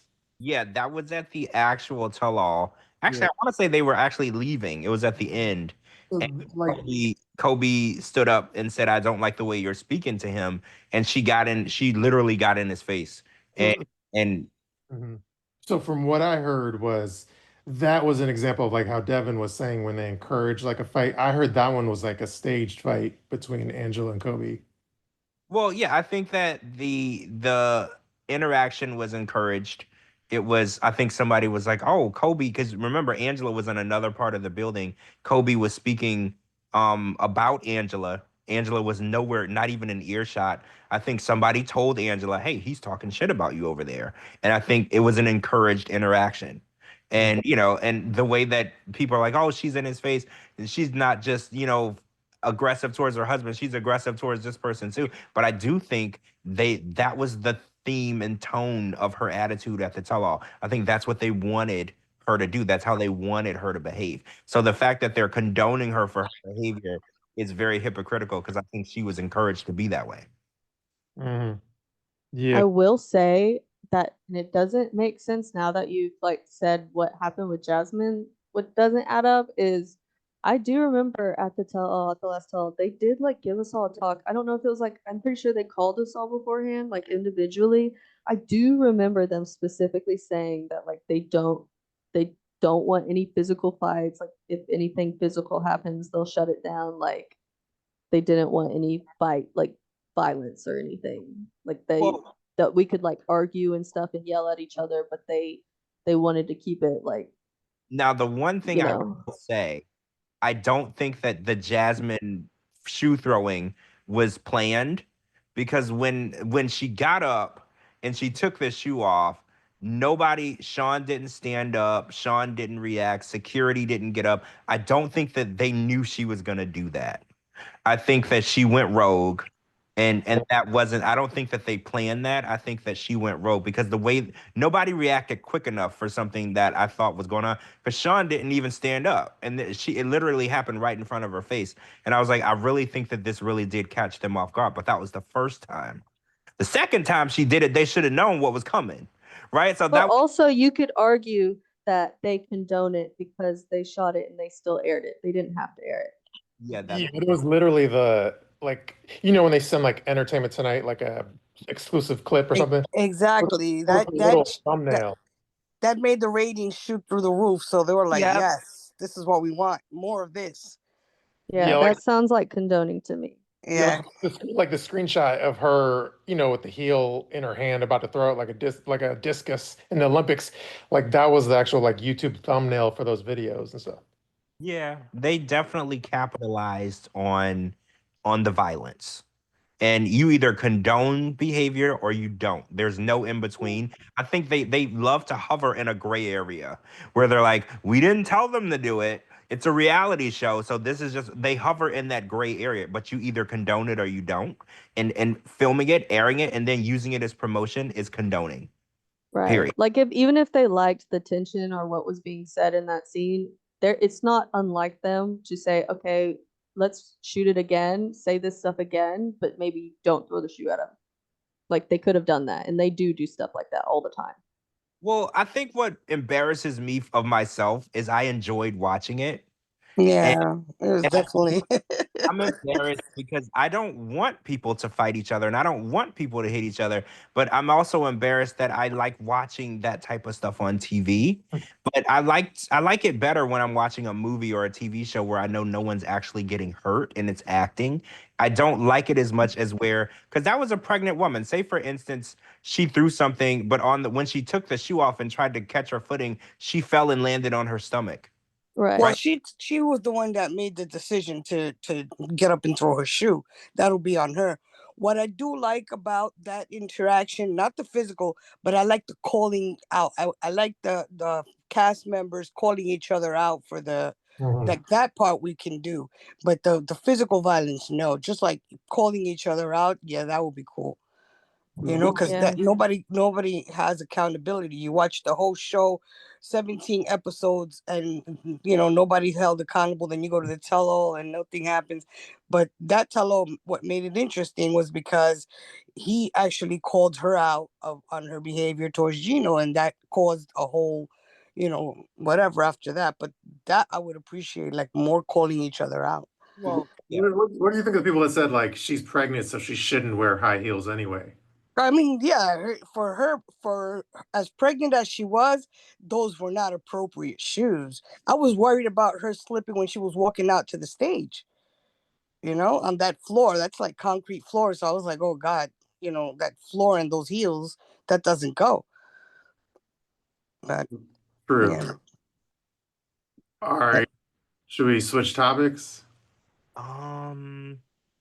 Wait, I thought there was one more thing we were gonna talk about with that Rob and Jasmine thing. Oh, I wanted to talk about the fact that Rob issued an apology on his Instagram. And he said that he wasn't sorry for what he said, like calling her a whore, but he said that he was sorry for making fun of her accent. And I was confused by that because I was like, well, I didn't, because he was like, I need to apologize to the Latina community. Did anybody feel like he was offending the Latina community? You know how when you were in middle school or elementary school and your friend said something and you would repeat the same thing in a silly voice and make fun of them? I felt like it was more along the lines of that than making fun of the Latino community's accent. Or did y'all feel differently than I did? Well, I have one set of rules and then Okay. a different set of rules for Jasmine. And when it comes to Jasmine, all rules are off. I didn't feel offended, and I'm Latina. Yeah, there's no. Yeah, I was confused by that. I was like, I don't feel like, first of all, I didn't feel like Rob needed to apologize for anything. First of all, he was assaulted at this tell-all. So why are you apologizing to the person that you assaulted? Like, that's crazy to me. And then the fact that, he's like, well, I got all these messages of people calling me a racist and saying that I don't respect people of Latina descent. And I was like, where did that come from? And I was like, it's clearly the Jasmine fans looking for, grasping for straws. Right? Like, can you imagine supporting somebody who assaulted somebody on TV? That's the person that you're supporting. And I don't pick a side, right? I think what she did was wrong. What he did was wrong. I was raised deep in the South in Louisiana. My mom always taught me you don't call anybody's mom out of their name. Not a whore. Not anything. So I think both people made mistakes, right? But I definitely think Rob is not the one that should be issuing an apology to nobody. I agree. It was No, just I don't think he needs to apologize. If anything, I mean, they need to apologize to each other for what they said on the stage because things got out of control. But yeah, I don't think that was being derogatory towards Latinas. What I do think was derogatory, I'm just gonna say it. When she tried to say that Rob was a homosexual, she's like, "Oh, you're a homosexual. You do gay porn." She weaponized that term as though being a homosexual was something. Yeah, that she shouldn't I have was done. offended by that more than anything, which is Yeah, even more hypocritical. Her best friend is Nikki Exotica, who is a trans woman. Who yeah, at their last tell-all, she and, was and talking over and over about how she would go gay for Nikki and how she has been with all these women and now she's using being gay as something bad. Exactly. I was very offended by that Because I was like, why are you making this? If he is gay, which he said online he's not, you're making it seem like that's the worst possible thing that he could be. And that's not true. There are plenty of people who were born gay, lesbian, bi, whatever, trans, and they live amazing, fulfilling, beautiful lives. So why exactly do you feel like you can shame him for saying that he's a homosexual? That real, I feel like if anybody needed to apologize, she needed to apologize to the LGBTQ community for that statement. Yeah, you know who I would have a lot more. I'm not saying I don't respect him, but somebody who would gain extra respect from me is if somebody like Kenny spoke out against Jasmine, I would really stand. I would give him a round of applause, but I know he never would. Well, yeah, Kenny is very neutral. And he does not like to get into these people's confrontations. That's so, Armando loves confrontation though. Armando would say something, which is really weird to me that he hasn't, because I don't know, it felt really disrespectful because she was like, oh, well, he's a homosexual. He shouldn't have an opinion because he's a homosexual. I was like, oh, so when did that happen? Being gay or bi gives you no right to an opinion now? Like, when did that happen? It really offended me. It's like she was trying to use it as like a way to embarrass him on TV. Because even if he was like in the closet bi or something, like still that's such an uncool thing to do. Well, Like and then outing a person who is gay or bi, that is like the worst possible thing you can ever do. If I remember hearing the stories of people who, are told their struggle of coming out and, coming to grips with their sexuality, the worst thing you can ever do to somebody is to out them if they're not ready. So let's say hypothetically Rob is gay. She outed him on TV. That's the worst freaking thing that you could have ever done. Yeah, she's a big hypocrite because she's basically calling him out for having like butt plug photos, but yet she has an OnlyFans and she loves butt plugs herself. Yeah, you and remember? she's talked about being an escort. Mhm. Yeah, she's a sugar baby. And she was a sugar baby. Yeah. Yeah, that's what's crazy to me. It's like the double standard is wild. She's like, "Well, I can do it because I'm a woman, but he can't do it because he's a man." And that double standard is wild to me because she's like, "He's on OnlyFans," and I'm like, "Bitch, so are you." Like, what do you mean? You are on OnlyFans too, and actually, while you're pregnant, you're on OnlyFans. So technically, your baby is too. So what do you mean that he's doing? That part is crazy. The OnlyFans being pregnant. Yes. Now that part is But she's crazy. out here judging other people. That she should have sat. She should have sat down. If she's on OnlyFans while she's pregnant, she should have kept her mouth shut. That's a bridge too far. She's been on OnlyFans this whole time. And again, I don't care. I'm not judging her for being on the OnlyFans. It's her body, her choice. But I don't like that she's weaponizing it on Rob and other people. Like, she's allowed to do it, but Rob isn't. Like, if you are allowed to do it, everybody's allowed to do it. Yeah, it's weird. Jasmine has this like quid pro quo, meaning like she has her supporters, their supporters will post something in support of her, and then Jasmine basically does the equivalent of like a retweet to them on Instagram. So then it's like a quid pro. It's like you basically be my publicist, and then I'll share I'll share your post, and we're both happy. Well, yeah, and then she can say that it was someone else who said it and not her. Mm-hmm. Yeah, it's really weird because we're kind of going through this divide. We went through this with the election where there's Team Rob and then there's Team Jasmine, and we're seeing like these vast differences. And people are like, "Oh, well, no, I support Jasmine because he shouldn't speak to women that way." And I'm like, "Well, women shouldn't throw heels at people's faces." Like we can't throw stones, right? Like we can't pick a side. At this point, it's so hard for me to pick a side. And it's like watching how people are defending her and there's the people defending him and vice versa. And I'm kind of in the middle. I think that they both made mistakes, right? Like I can't fully take one side. I feel like both people, behaved badly as adults on TV. Like that, I'm going to stick with that. They both behaved badly. One probably way worse than the other based on her statements, but they both should, be taught how to act on TV. True. Yeah, I don't know. I feel like for the purposes of entertainment, you always have to take a side because neutrality is not good for if in terms of like a talking head talk show. It's good. Well, yeah. If I had 100 points to allocate, I'm 65% Rob Mhm. or 70% Rob. Like I'm leaning because he was assaulted on the show, right? Nobody should be assaulted on anybody's TV show, period. I don't care who you are. I don't care what you did. Nobody should be assaulted. So whatever he did, And people are like, oh, well, he shouldn't have said what he said. Words do not equivalent assault. No matter what he said to her, he should not have been assaulted by her. Mhm.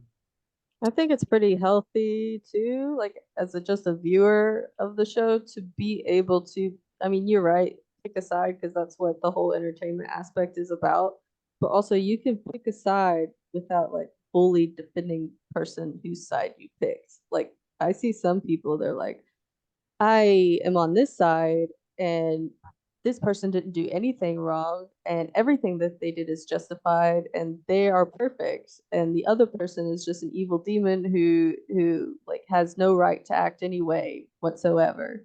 So it makes sense to me, but also like Jasmine is like the queen of like at tell-alls, pulling people aside and being like, hey, this isn't personal, but I'm going to say all this nasty stuff to you when the cameras are rolling again. So I Wait, don't get it how she could have such a huge, genuine reaction when she quite literally does that to everyone else.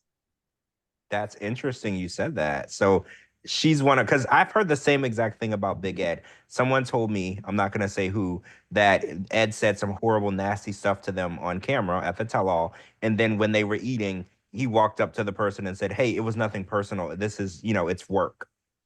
Yeah, she was even sending like Clayton was telling me that she'd like send Annalie like Instagram DMs and basically say like, oh, don't take anything personally what I say. Like I say it all. Basically, she's saying she says it all for the TV and she doesn't mean it and XYZ and like she lets people know that she's gonna be nasty. And so like it doesn't like she should know because she's a veteran of the show, which she probably does. Like this I feel like her throwing the shoe probably wasn't even 100% genuine anger. It was probably her playing her character for the show, Yeah, like because just on she sat hyperdrive. down. Yeah, she sat down right away and started like doing her victim act. Oh, because then they started crying and all this all of a sudden acting. Yeah, because when we filmed our tells, all of her victim acts where she was like crying, they were all staged. Yeah, you could tell. And that's not an opinion. They were all staged. Like I watched them stage it. So I feel like because I saw how her and Rob interacted at the first tell all. It wouldn't completely surprise me if she didn't have some kind of heads up that this verbal altercation was going to go down. Like this isn't so for her to like I don't know, kind of like start in on the real nasty stuff, like she's genuinely angry and like upset and everything. To me, it rubs me the wrong way. It pushes me a little too far because other people watch this, like other people that she might be discriminately talking about Rob for stuff or somebody else for stuff, talking bad about them. There's other people that can relate to that stuff that you're just like trashing, you know? Yeah, one thing she does say, one thing I will say that, because like on Instagram, she always fights with other cast members and fights with Gino every freaking day. But she does say like, oh, I don't really care what the bloggers say because she knows like the bloggers are what keeps her relevant. Well, everything she does is for the bloggers. She does it because she knows everyone's writing about her on Reddit. She does it because she knows 1,000 people are going to be on her Instagram, like DMing her and in her comment section. Like that's why she acts the way she does. It is a character. It is a character she has created. Like people say, I don't understand how Jasmine can be real. It's because she does it because it's her job. It makes her money. See, I agree with you.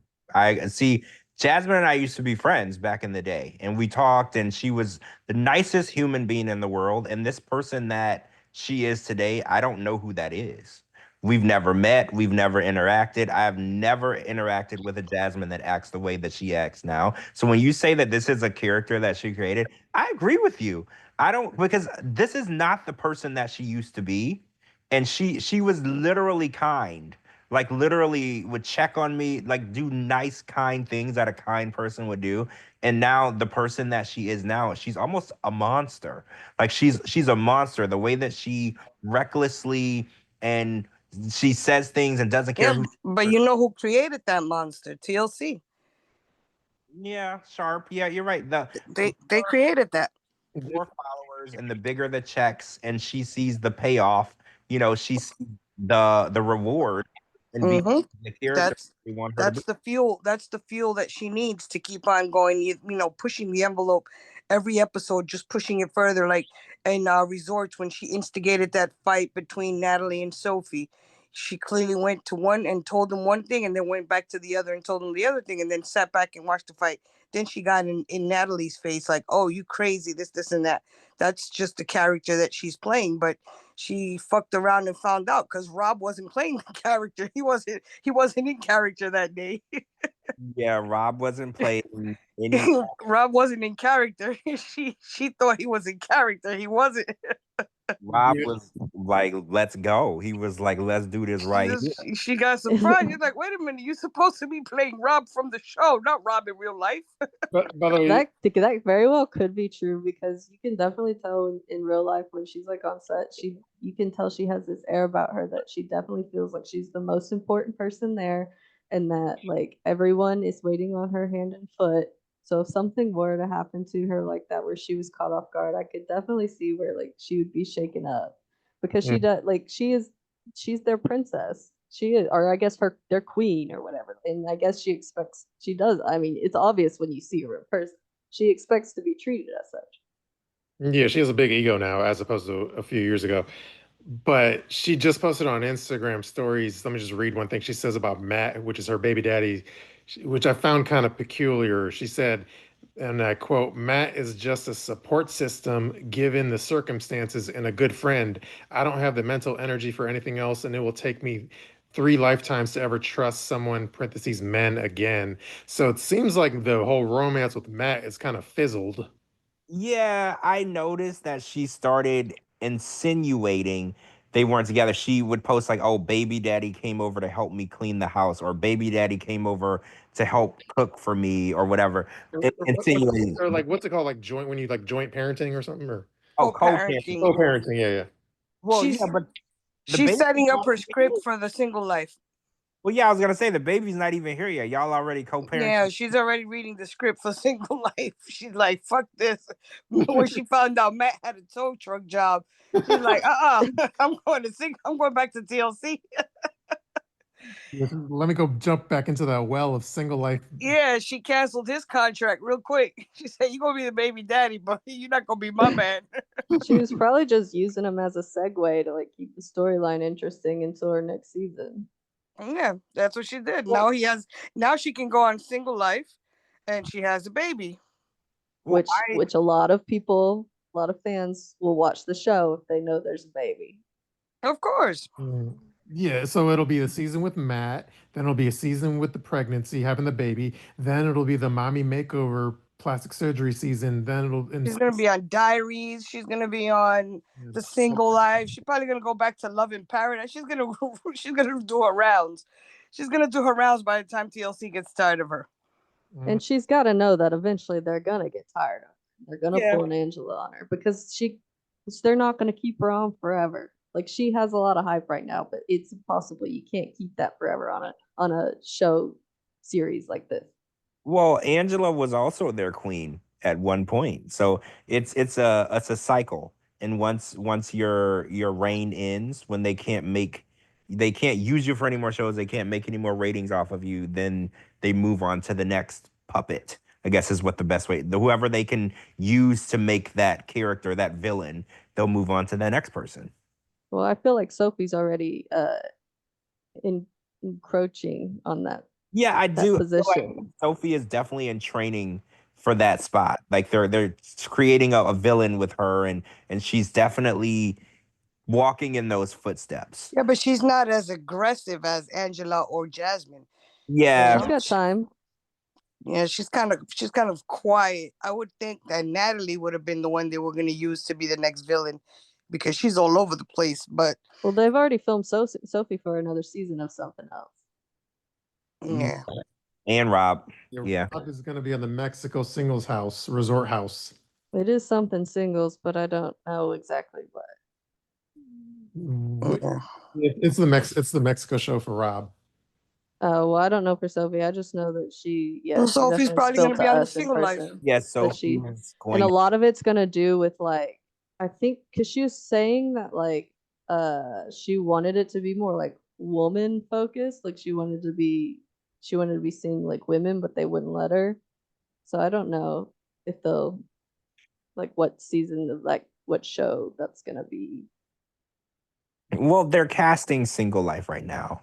Mm-hmm. Oh well, she's already filmed something. Oh, She filmed it like 6 months to a year ago. oh, well, no, it's not Single Life then. They're literally casting it right now. Mm-hmm. I'm not. Unless they're pulling what they pulled for my season and they're taking people that they filmed 2 years ago and putting them on the season. I mean, They film a lot of stuff way farther ahead than you think. Like at my tell-all, when I was literally there in person filming it, a lot of them had already filmed their like next season Mm-hmm. of the show. oh, yeah, I've heard that too. Yeah, I think when Rob and Sophie were filming their first tell-all, their other season was already about to be wrapping with filming. So when They they had already finished it. it was already finished. Yeah, that's how behind Mhm. it was. Mm-hmm. True. Okay, so did you see my post with like Matt with the tow truck job? Yeah, so what's going on with this tow truck thing? Because we already knew that he was a mechanic and he was also a valet driver. So now there's a new occupation for baby daddy Matt, and apparently he's a tow truck driver in the Clearwater area. Is that what we're saying now? Yeah, so I could read you my caption if you want. Yeah, what's going on with that? Because he switches jobs like really quickly, like a G-string at a strip club. Like he's always switching jobs. Well, like I said, he's a man that wears many hats, like her ex Gino, a man of many hats.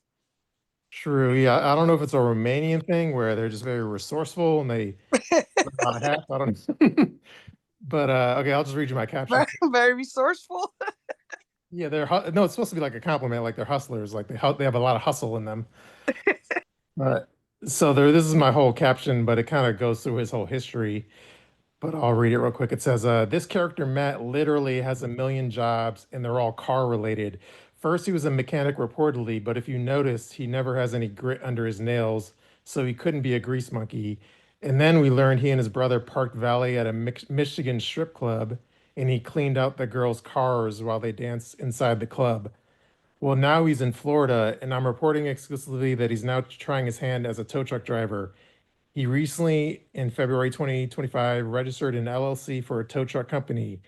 With his resume, I imagine he's the guy driving behind the flatbed. Well, he's going to need an excuse to get away from Jasmine, and driving a tow truck is perfect.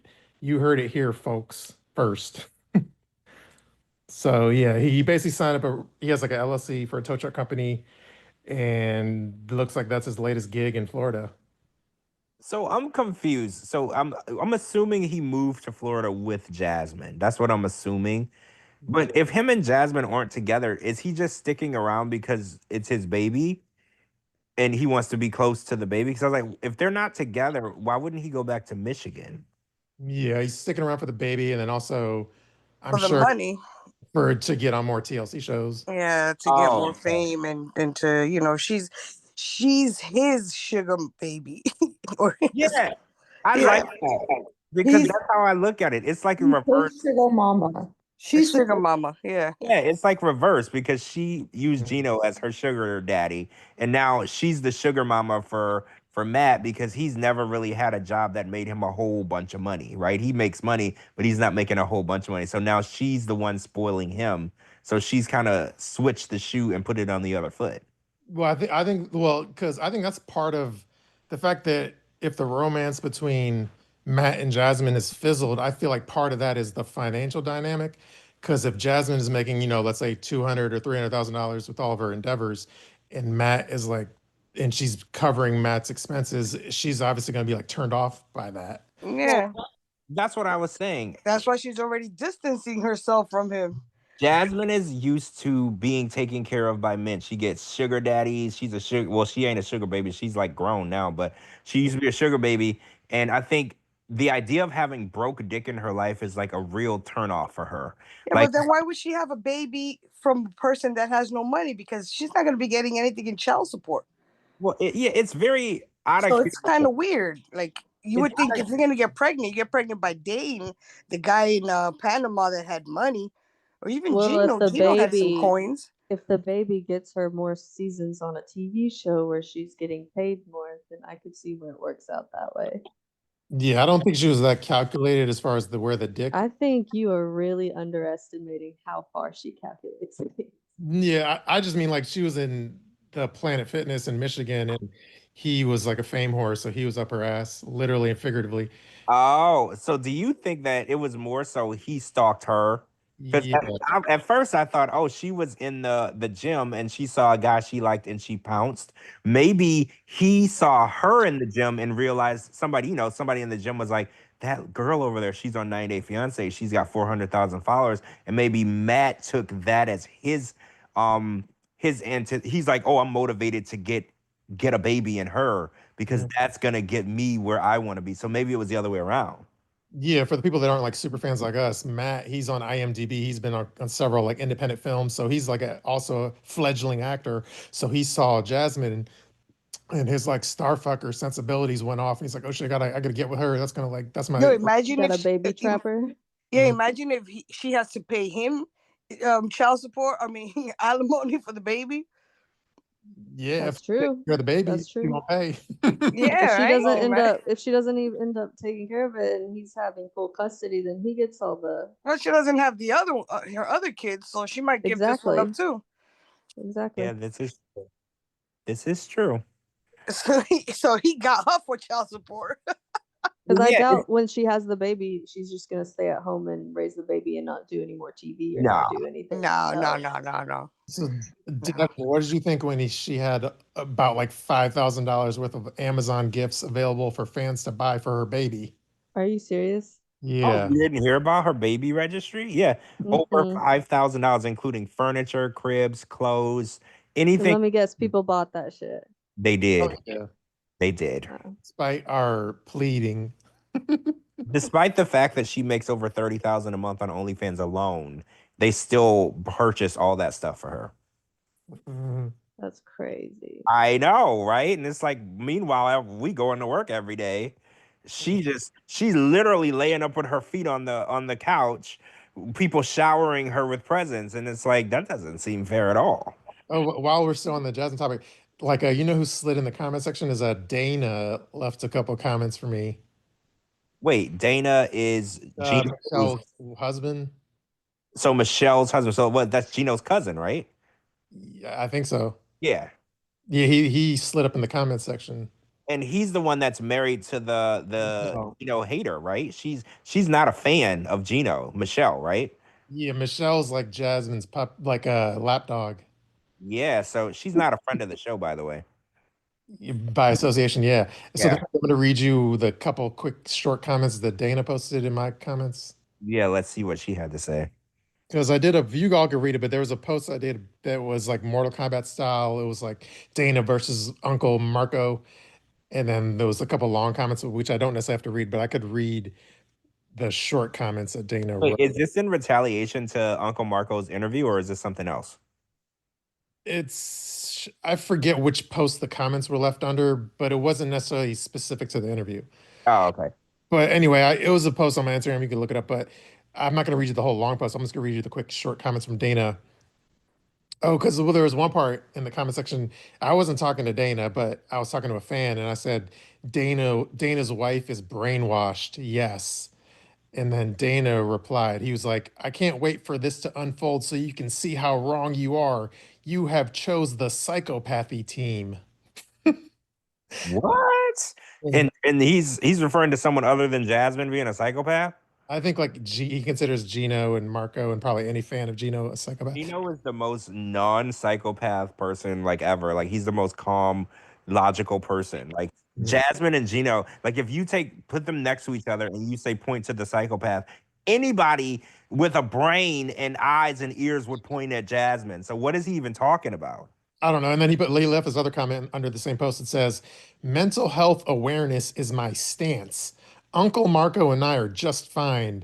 And then this is talking to me. So this part's referencing me. He says, I was reading, Uncle Marco and I are just fine. You're the one stirring the pot, not Jasmine laughing my ass off. Oh. So What does he mean by the mental health thing?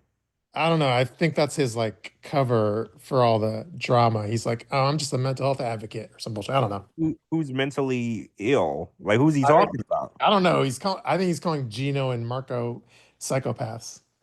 Of the people in this scenario, that's the person he thinks is a psychopath, not the one who launched a shoe at somebody on TV twice. Yeah, didn't Uncle Marco say that they were trying to address Jasmine's mental health because she's really crazy off screen too? Yeah, he did say that. He said that. He said we were talking about like she said she was gonna get help or something because she had like some But kind of she never did or something. He said. personality issues. Yeah. Yeah, and he said she never actually did it. Yeah, she never did it, but she knows she needed at least she's aware of it. Well, yeah, she admitted it. That's the first step, right? That's the first step. Yeah, she admitted she has a problem. All right, we can get off of that topic.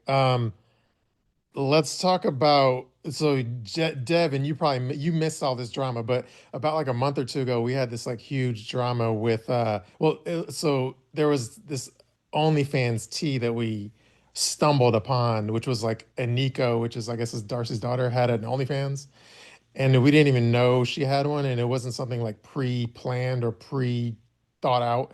It was just we were doing a live show, and then somebody sent me a tip, and then we like stumbled upon it on accident. And then it turned into this whole kerfluffle, and she's all freaking out. She's like, "Oh my god!" Anyway, so I had made a post that said, "Yeah, she had an OnlyFans," and then she freaked out, saying like, "Oh my god, take down the post!" Like, I didn't want it to be out there, and she was Well, how old is she? in her 20s.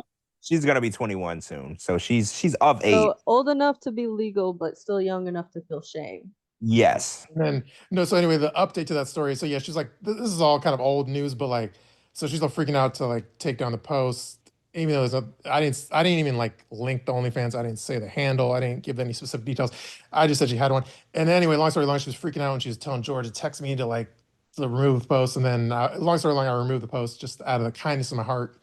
And also because I don't negotiate with terrorists, and that's a whole nother story. But anyway, that's a joke. But long story long, apparently she's back on. She reactivated the OnlyFans, and she's back on it, and she's back. Well, why would you make one in the first place if you didn't want people to know about it? Exactly, but it was weird because she freaked out on us, and so Devin, she used a not a real name, so the username didn't have any link to her actual name. So she was trying to be anonymous. Correct.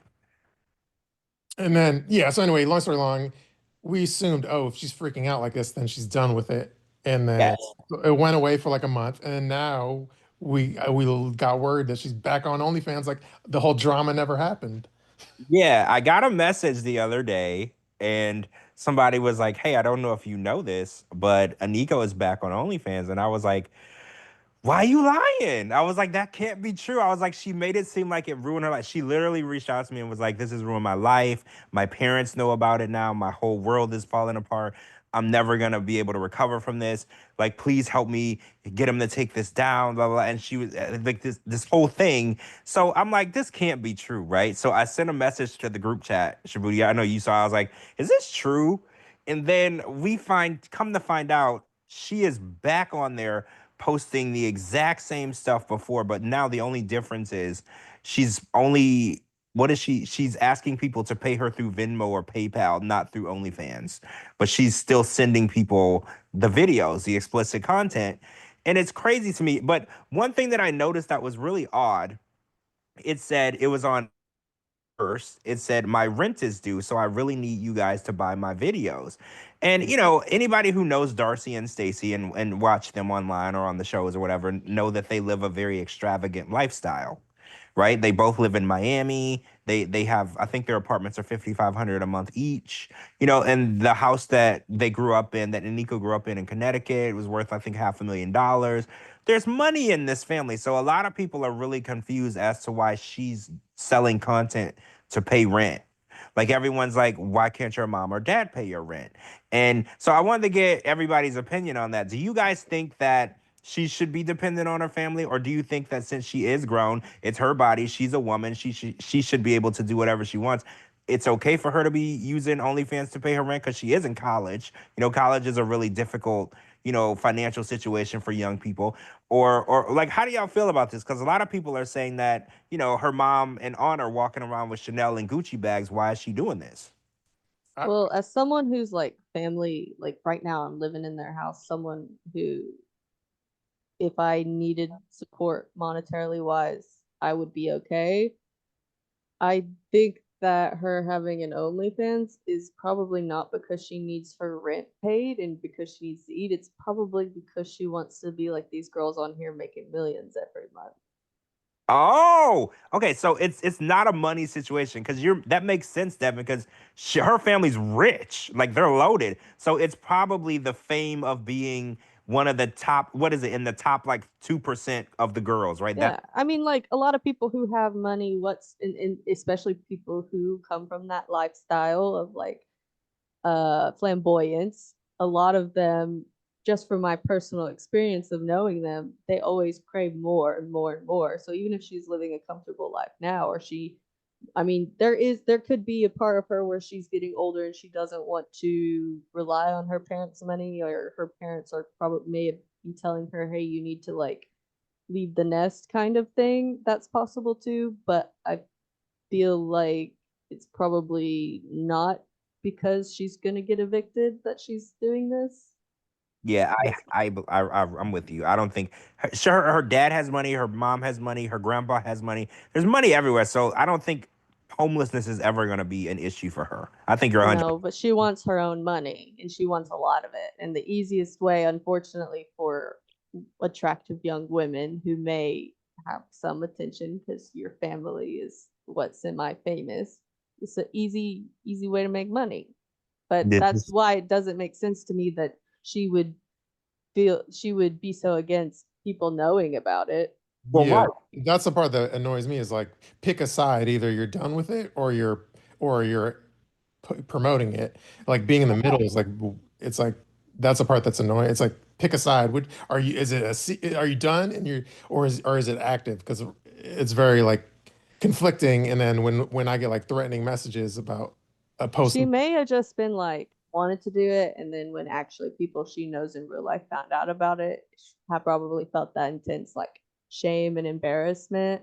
yeah, And but it's maybe like now that she's like over those feelings, and it's you kind of like bit the bullet for her. Maybe now that it's Oh, over, yeah. she So can we like come ripped. back to it because they all know about it now anyway. What does she got to lose? Yeah, we ripped the Band-Aid off. Yeah. Yeah. Us saying it on the show. Now the Band-Aid is ripped off. She has no reservations anymore. Her mom knows, her dad knows, everybody knows now. So now she might look at it as I'm not hiding it. It's not a dirty little secret, right? Like everyone knows I'm doing it. I don't have to hide it anymore. yeah, it's like at Right. this point it's like already kind of the super fans already know, so it's not like a shocking thing anymore. Yeah, and she knows she's gonna get a lot of publicity because she's Darcey's daughter. So everybody's gonna run to OnlyFans to see Darcey's daughter, from 90 Day Fiance. So she's gonna, business is gonna pick up for her. Right. If you're presented with that kind of possibility of money, I think there's probably not a lot of people who would say no. True. Yeah. Well, anyway, Nico, I deserve an apology if you're back on OnlyFans. Anyway, I mean, yeah, we talked about it on the show, and she did say there was an influx of people who were going to the page. I thought that's what she wanted. So I'm very confused because she was so upset that we talked about it on the show, but we were sending new subscribers her way, and now that she's back on there, Well, you know what? After that, she probably saw the publicity we got her, and she's like, "Fuck it, you know what? Let me go back on." It was Well, probably scary and a little shameful at first, but now At she's first, right? probably like, now she's over those feelings. And now Probably she's like, like, "Yeah, okay, yeah. I can do this. I can really do this." it's not as shameful as having rent due. Oh, Ouch. Or saying you have to do it for rent when you got a rich family. yeah, Well, it's it's easy to. I mean, it's no Amazon wish list with baby shit in it, but it's kind of hitting the same chord, isn't it? hmm yeah. Devin, you got to join Cameo. Why would I do that? Why not? Who wants a fucking cameo from me? What am I gonna say? Be just awkward in front of the camera? Happy birthday, I guess. No, they tell you what to say. They literally tell you. But nobody would order one from me. Well, You say that, but that's not true. People order cameos from Big Ed. But Like you, Big Ed is a lot more famous than I am. but he So much more famous than I am. it doesn't. I'm sorry. It I mean, doesn't make so it- somebody could get you to like call their boyfriend or girlfriend like Piggy. You could fat shame people for them. Yeah, and make Jesus $45 Christ. every time you do it, right? Like I see no loss in this, right? I feel like it's a win-win. Yeah. Okay. When I make one, I'll come on here and promote it. You Yeah. will. We'll We're happy definitely to promote. we'll do like a 30-second ad right here for you and tell everybody. I'll have a piggy special. If they want me to say the P word, it's like an extra $10 a video. See, I like this already. And then Yeah, we'll and you can oink. You can oink. Oh yeah, that's an extra 20. Yeah, that's an extra 20. Oh, You can you oink, can oink, oink. buy, Captain, you can buy the little pig nose, and then for you to wear that in the video, that's $100. That's $100 for that. Look at that. We already got you And like it's $100, $200. and they'd have to pay to ship me the little pig nose on it. Yeah, exactly. And then and then before you know it, you're gonna be driving a brand new car. I wish. I think mine just broke down. Oh no! See, this is why we need to do it. Imagine you sell 3 cameos at $100 a piece. That's your car note. You're just driving around in a free car now. You know, make a funny cameo. I'll post it on my Instagram, and people will be like, "Oh shit, I'm gonna order that." Let's do it. Let's do it. And y'all heard it here first. You'll be surprised how many good things started right here on this podcast. You'll be surprised. We're very. I couldn't even get anyone to buy my dress. Oh, no one bought the dress yet. No, a lot of Wait, people ask. Did you put it on eBay? No, I put it on Instagram because I feel like that's where I have the most reach. Well, no, put it on eBay and then post the link on Instagram. A lot of times when they sell stuff, like a lot of people were selling their wedding rings from the show and certain items from the show, they did it on eBay and that's where they got thousands of bucks. Or how much for a cameo with you in a pig nose wearing your wedding dress oinking? That's $300, bro. No, that's 500, Devin. That's 500. 500? Yeah. How long? How long has it got to be? Like a minute. Just 1 minute, $500 a minute? Yeah. Yeah. Wow. These people are really paying these amounts too. Soulja Boy gets hundreds of cameos a month. Hundreds of cameos. Soulja Boy, bro. Y'all were on the same show. Soulja Boy was on the 90 Day Fiancé? Oh no, you're thinking of the American Soulja Boy. We're talking about the Nigerian Soulja Boy. Ah, okay. Yeah. Got my wires crossed there. Not that one. That one, I was like, yeah, what the fuck? Soulja Boy was on 90 Day? Yeah, there's we're talking about Usman. Usman. Yeah. It was our version of Soulja Boy, but not the American version of Soulja Boy. Like, damn, how do you end up on that? That would have been fun to watch, though, right? Did y'all see there was a person on, I don't forget what show it was, maybe what was that guy's name who was a doctor but not really a doctor? Dr. Phil, and she thought she was in a relationship with Post Malone. Did y'all ever see that? Oh, I didn't see it, but I've seen like stills from that. Oh my God, that was hilarious. But yeah, that would probably be how a Soulja Boy from America would have ended up on the show. It wouldn't have really been him. It would have been somebody who thought they were in a relationship with him. Was there some sort of lady thought she was in a relationship with like Brad Pitt and she sent him like hundreds of thousands of dollars or something? Yeah, because he needed money. Yes. Yes. I saw that one. She sent over 80 grand or something like that to Brad Pitt. He needed a surgery. He was having surgery. Yeah, because the guy who was in all these movies needs money for surgery. No, and the guy used to Photoshop pictures of Brad Pitt in the hospital bed and send them to her, and she bought into all that shit. So bad. They were she bought into all that shit. See, and those people that will send money to people like that, those are the same people that'll buy your cameos. So it's that easy. It's like taking candy from a baby. Speaking of baby, so did you see the photo of David's baby being milk drunk? Wait, the photo of David's baby being milk drunk? David and Annie's baby. You know, I am a mother and I never saw that on my baby being milk drunk, but apparently that's a thing. When Yeah. babies drink so much milk that they just roll like they're drunk, their eyes roll back and they just like. The photos on my Instagram, if y'all haven't seen. Yeah, I've never seen that. That was so hilarious for me to see.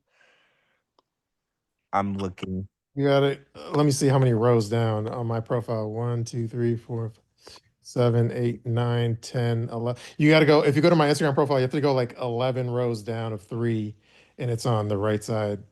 So go scroll down 11 rows of 3, and that's the baby, the milk drunk photo of David and Annie's baby. Are they still living in Asia or they come back? I think they're in Thailand, right? Yeah, they're still in Thailand? Thailand right now. Yeah. Are they Oh, gonna I come see back it. once the baby's like old enough, I guess? Yeah, I think that Annie wanted to have the baby in Thailand so the baby will have dual citizenship. So since the baby has an American father and was born in Thailand, the baby will be able to go back and forth, and that was the goal that she wanted. So that's why. But she Yeah. also wanted her family to spend as much time with her as possible, while she was still a baby. Yeah, I Okay. think it was for the baby also to spend time with her mom and stuff. Yeah. And she's also a citizen, right? Yes. So they're both American citizens. So yeah, the baby both can have American. dual citizenship. I remember she got her citizenship recently. Oh, So I see. Thailand is one of the countries that you can have dual citizenship because not a lot of Asian countries do that. Mhm. Yeah, we learned that actually. I can't remember which cast member, but we did learn that. It is really difficult. Yeah, like Korea and Japan, if you become a citizen over here, you have to like renounce your citizenship over there. That's crazy. I can't Or imagine. if like vice versa, if you were to go over there, you have to renounce your American citizenship. Oh wow. True. Okay, you saw the photo, right, George? I'm looking at it right now. Wow, she does look drunk. That's Yeah. crazy. Is it me, or does this baby look so much like David I can't even like go past it? Like, I think we talked about this Monday night, but you liked my meme that David reposted, right? yes. My God, this baby looks like David gave birth to it, not Annie. Like, it's crazy. I know. It's almost like he made it by himself.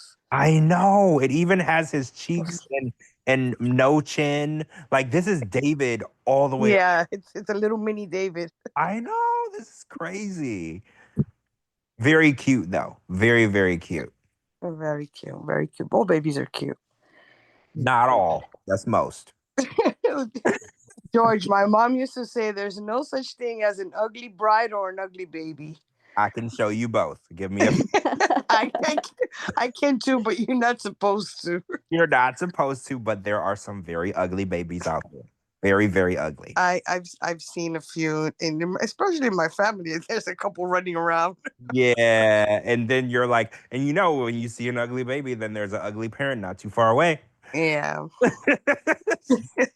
And then this isn't like a long topic. We could buzz through it. But so did you see like Faith hung out with Rose? I did. And I loved every moment of it.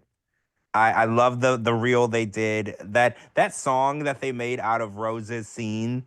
I used to like listen to that, like legit, like listen to it. So I forgot about it. So when I saw them dancing to it, I loved every moment of it. And also, Rose and Liz are in contact. So I've always liked Rose because Rose is like the most non-messy, confrontational girl out there. She was cool with Liz. She's cool with all the girls. Some women can't get along with other women, Jasmine. But I think that Rose is not that type. So I love her. Yeah, I always say in the comments, I'm like, the post Big Ed glow up needs to be studied. Yeah, Rose is hot. Right? Yeah, she really looks good after that 90-day situation. And I don't want to say that she was not pretty, because she was, but Jesus Christ, when she left Ed, it was almost like, how there's like what do you call those things that go through metamorphosis and they're in a cocoon? It's like a butterfly. Yes. Because I was like, who is this? Where was this girl? Like, Yeah, she definitely had a glow up after that. she's amazing. She's beautiful. She has her own business. I'm just happy at all the success she got, because when you date Big Ed, you should get a winning lottery ticket after it's over. So I feel like she did. So I'm happy for her. Yeah, and I know a lot of fans are upset Big Ed was on Pillow Talk. He was on Pillow Talk. What was that about? Pillow Talk with Kalani and Ed. Well, Is they both were both on season 1 of The Last Resort. Yeah. But a lot of people don't care. They're like, why are you still filming with him? Because people thought after the last time we saw him, where him and Liz broke up, a lot of people were like, this is it, because he's already done the single life. He's already done everything. So just stop. And a lot of people are pissed. And not only did he do Pillow Talk with Kalani, he also has a Diaries episode coming up. Yeah, so they're not getting. Oh, They he's still, coming back to Diaries too. they still like so TLC PR, Warner Brothers Discovery PR. They still fly Ed out, whether to do promotion press, and didn't he do like a cooking video or some shit? So he does. They still fly him out for PR and stuff. Mm-hmm. He is most definitely still under contract, and they still are using him. The opposite of what it seems like is going on with Angela. Mm-hmm. All right, let's go to the next topic. Give me a second to find my place. Let's see. Okay, so yeah, I guess Joe. Well, it's kind of old. It's pseudo old news, but Magda finally confirmed that Joey and Magda broke up. And then the one thing find interesting now is like, isn't Joey going on Instagram now and doing like videos, tagging other cast members and posting I videos? saw like a side by side video of Joey and Boston John, Yeah. I think. But I that's not the first video I saw. For some reason, my mind goes blank. But I saw Joey do a video with another cast member. I just can't remember who it was at the moment. But yeah, he is making videos with other cast members. I have a very strong take on Joey. I feel like Joey is the most boring human being on this planet. Him and Magda were the worst. It was so hard for me to get through their scenes. Both of them had zero personality. That was my bathroom break scene. Yes, like nothing happened. Both of them were the driest. Like I think my tweet for Joey was, "Oh, so Mark Sharp or Matt Sharp has a son named Joey because that's the only fucking reason why this guy got cast on this show because he is not television material." That was just the dumbest storyline. Like it came in late. It came in all the way towards the end of the season, and then it was like there was no real plot to it, you know? No, it was no plot. There was no, he didn't want to get engaged to her, but they were on a show where you had to get engaged. Because I was like, oh, so Matt Sharp has a son. His name is Joey, and this is what you do for your son when you're rich. Because I was like, there's no way that he got casted without his dad being in charge of something, right? Because I was like, there's no way that they thought we wanted to watch this. Who thought that? Because I would like to speak to them. Yeah, his character, well, their storyline was garbage. And she has the personality of wet toilet paper, so Relatable. Oh, it's funny real quick. Speaking of Magda, because when I posted my post saying, they split up, I had this like AI generated image of like them splitting up with, like with like a crack and shit. And then anyway, when I AI generated it, it made her face look like, like not a regular photo, like a little caricature a little bit. And then she was all freaked out, like, oh my God, that doesn't look like me. And then I browbeat her. I was like, okay, if you want me to say that's not you, follow me back, and then I'll leave a comment saying that's like a caricature of you.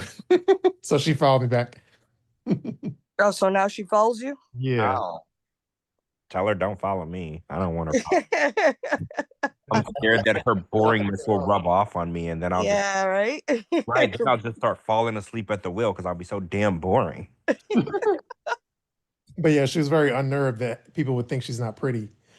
She's not. Wait, you know what? I'm gonna. That's stop the least of her problems. Yeah, that I'm gonna stop talking because don't even get me started on what's wrong with her. Anyway, whatever.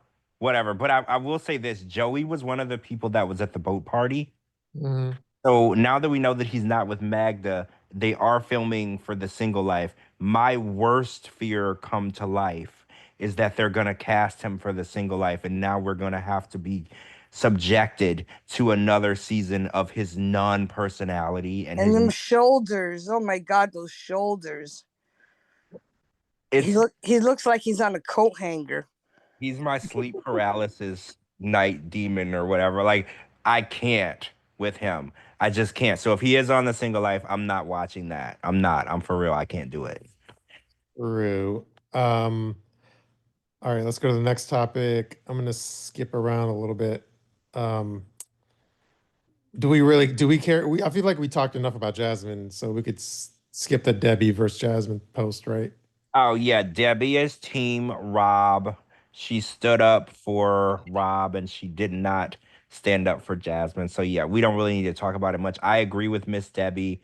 I think the first post she did, she said Panama needs to come pick up her trash or their trash.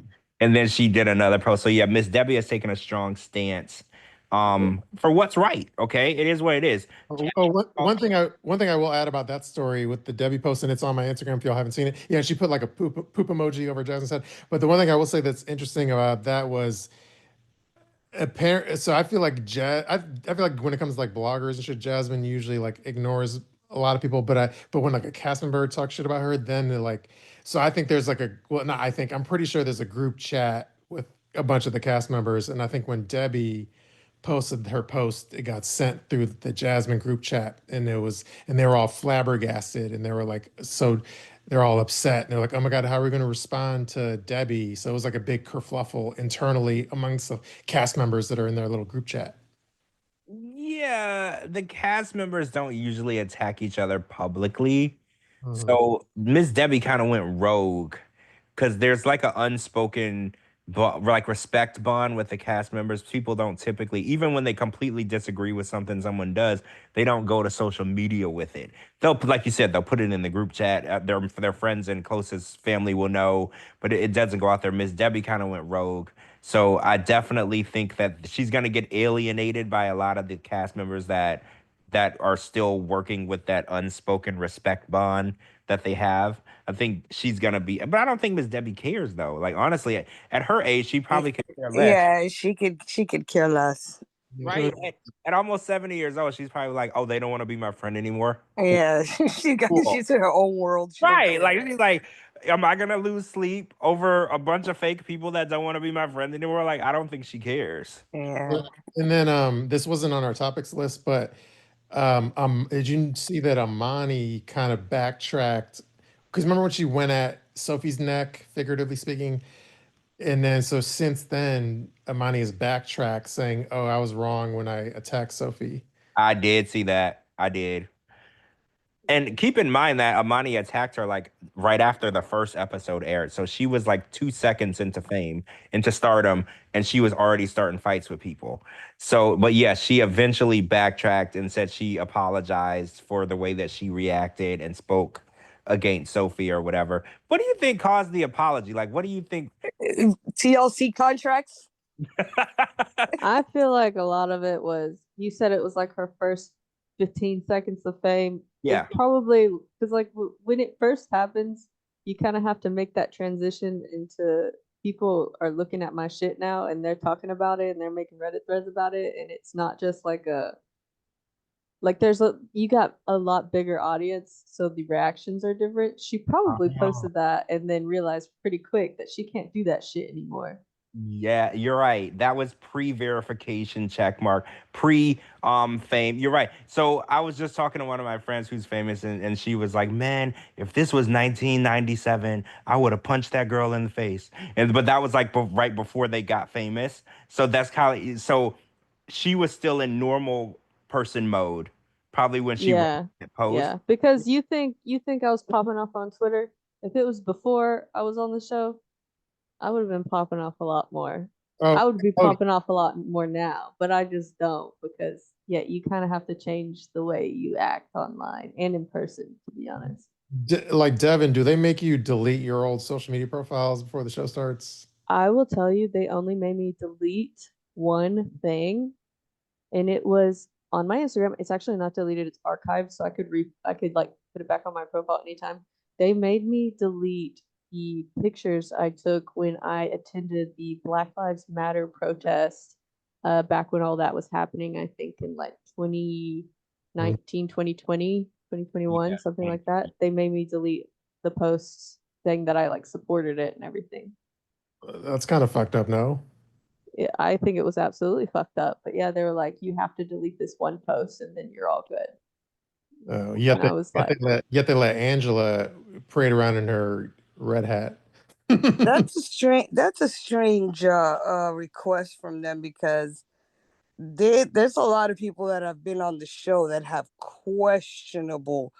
Honestly, you want to know why I think they made me do it now? Is because they wanted to portray my family in my town as racist. Yeah, that makes sense. Yeah, they wanted to my make you That God. makes like sense. Hicks or some shit. Because makes several sense. times they tried to push my parents to say semi-racist comments about like Nick and stuff, and they absolutely wouldn't do it because that's not who we are, and we never want to be portrayed that way. And I I guarantee you that's probably it. That's probably the storyline that they had thought up for us beforehand. And Yeah. and Yeah. it just didn't follow the storyline. Yeah, no, they wanted to hear like they wanted to record like what's a not I don't know if abrasive is the right word. They wanted just some crazy stereotypical shit. Yeah, like they made us film in my town square with that old like Confederate statue thing, and like Yep. like with our town supports it or whatever. When most Yes, I of the town remember doesn't that. want it there. Most of I the town doesn't remember want it that. there, and our own mayor doesn't even want it there. I remember that when they made you guys walk around the town with the Yeah. statue. Yep. And I they remember that. also kept saying there's not going to be many people that look like him. Like when they were describing your town, because he's like, I'm going to be Which moving. is also not true because we have a university here in Cersei in our town that brings people in from all over the world. There's Asian people here, there's black people here, there's brown people here. Like this, Cersei is, I'll admit, Cersei is predominantly white, but a lot of towns around where I am from are. But we definitely have diversity. We can go. We went many places and saw Asian people all the time. It wasn't anything that was like crazy, but they did. They wanted, and they took us to our town square, which is like the old historical part, to make our town look like it's this tiny little hick town when it's not. So people are like, "How could he live there? She's bringing him there, and it was awful, and it's just a tiny little." They were calling my town a sundown town. I was like, "Babe, do you even know what a sundown town is?" Oh. Yeah, they were trying to portray your town. I wonder if they're trying to pull that same shit with Maddie and Stevie. Because they are, yeah. Making her dad, portray them as, anti friendly to I want to be politically correct. Yeah, but basically they were trying to say that the dad thinks that Madi is the T word. Yeah, the T word. Yeah. And are you gonna make her wear the scarves and all that other stuff? You were Yeah. See, saying like that. comments like that, I could definitely see the producer being like basically feeding those lines to him. Yeah. Yep. Yeah, because I think Stevie's from either Louisiana or Mississippi. I can't remember. Hattiesburg. Hattiesburg. It's either Louisiana or Mississippi, but my mom is from Clarksdale, Mississippi, and my family Hattiesburg is, I think, Mississippi.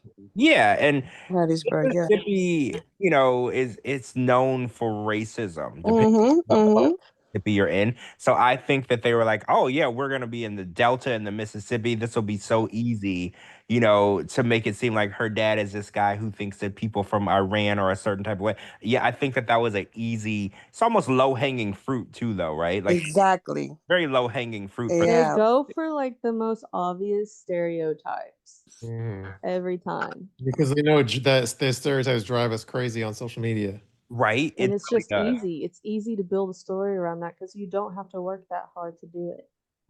Yeah, look how it was when as soon as they showed Stevie's family and her telling her dad or whatever, and then they were like, oh, Maddie hadn't even gotten here yet, and then everybody on social media is like, oh, the father's, they made posts about it that the father was going to be racist towards him and that the father was MAGA and this and that, and that's just from seeing the town. So I mean, true. Yeah, I mean, I'm not gonna lie. When I fall into that, yeah, like we are all victims. We are all victims. yeah, like it turns into memes and shit because Yeah. be on the show. So I'm gonna make a meme about it. No, I don't really blame the viewers at all. I just think it's such lazy writing, like such It is lazy story building. Like there's so many better things that they could come up with more to make the show more interesting and more enjoyable to watch for a wider audience.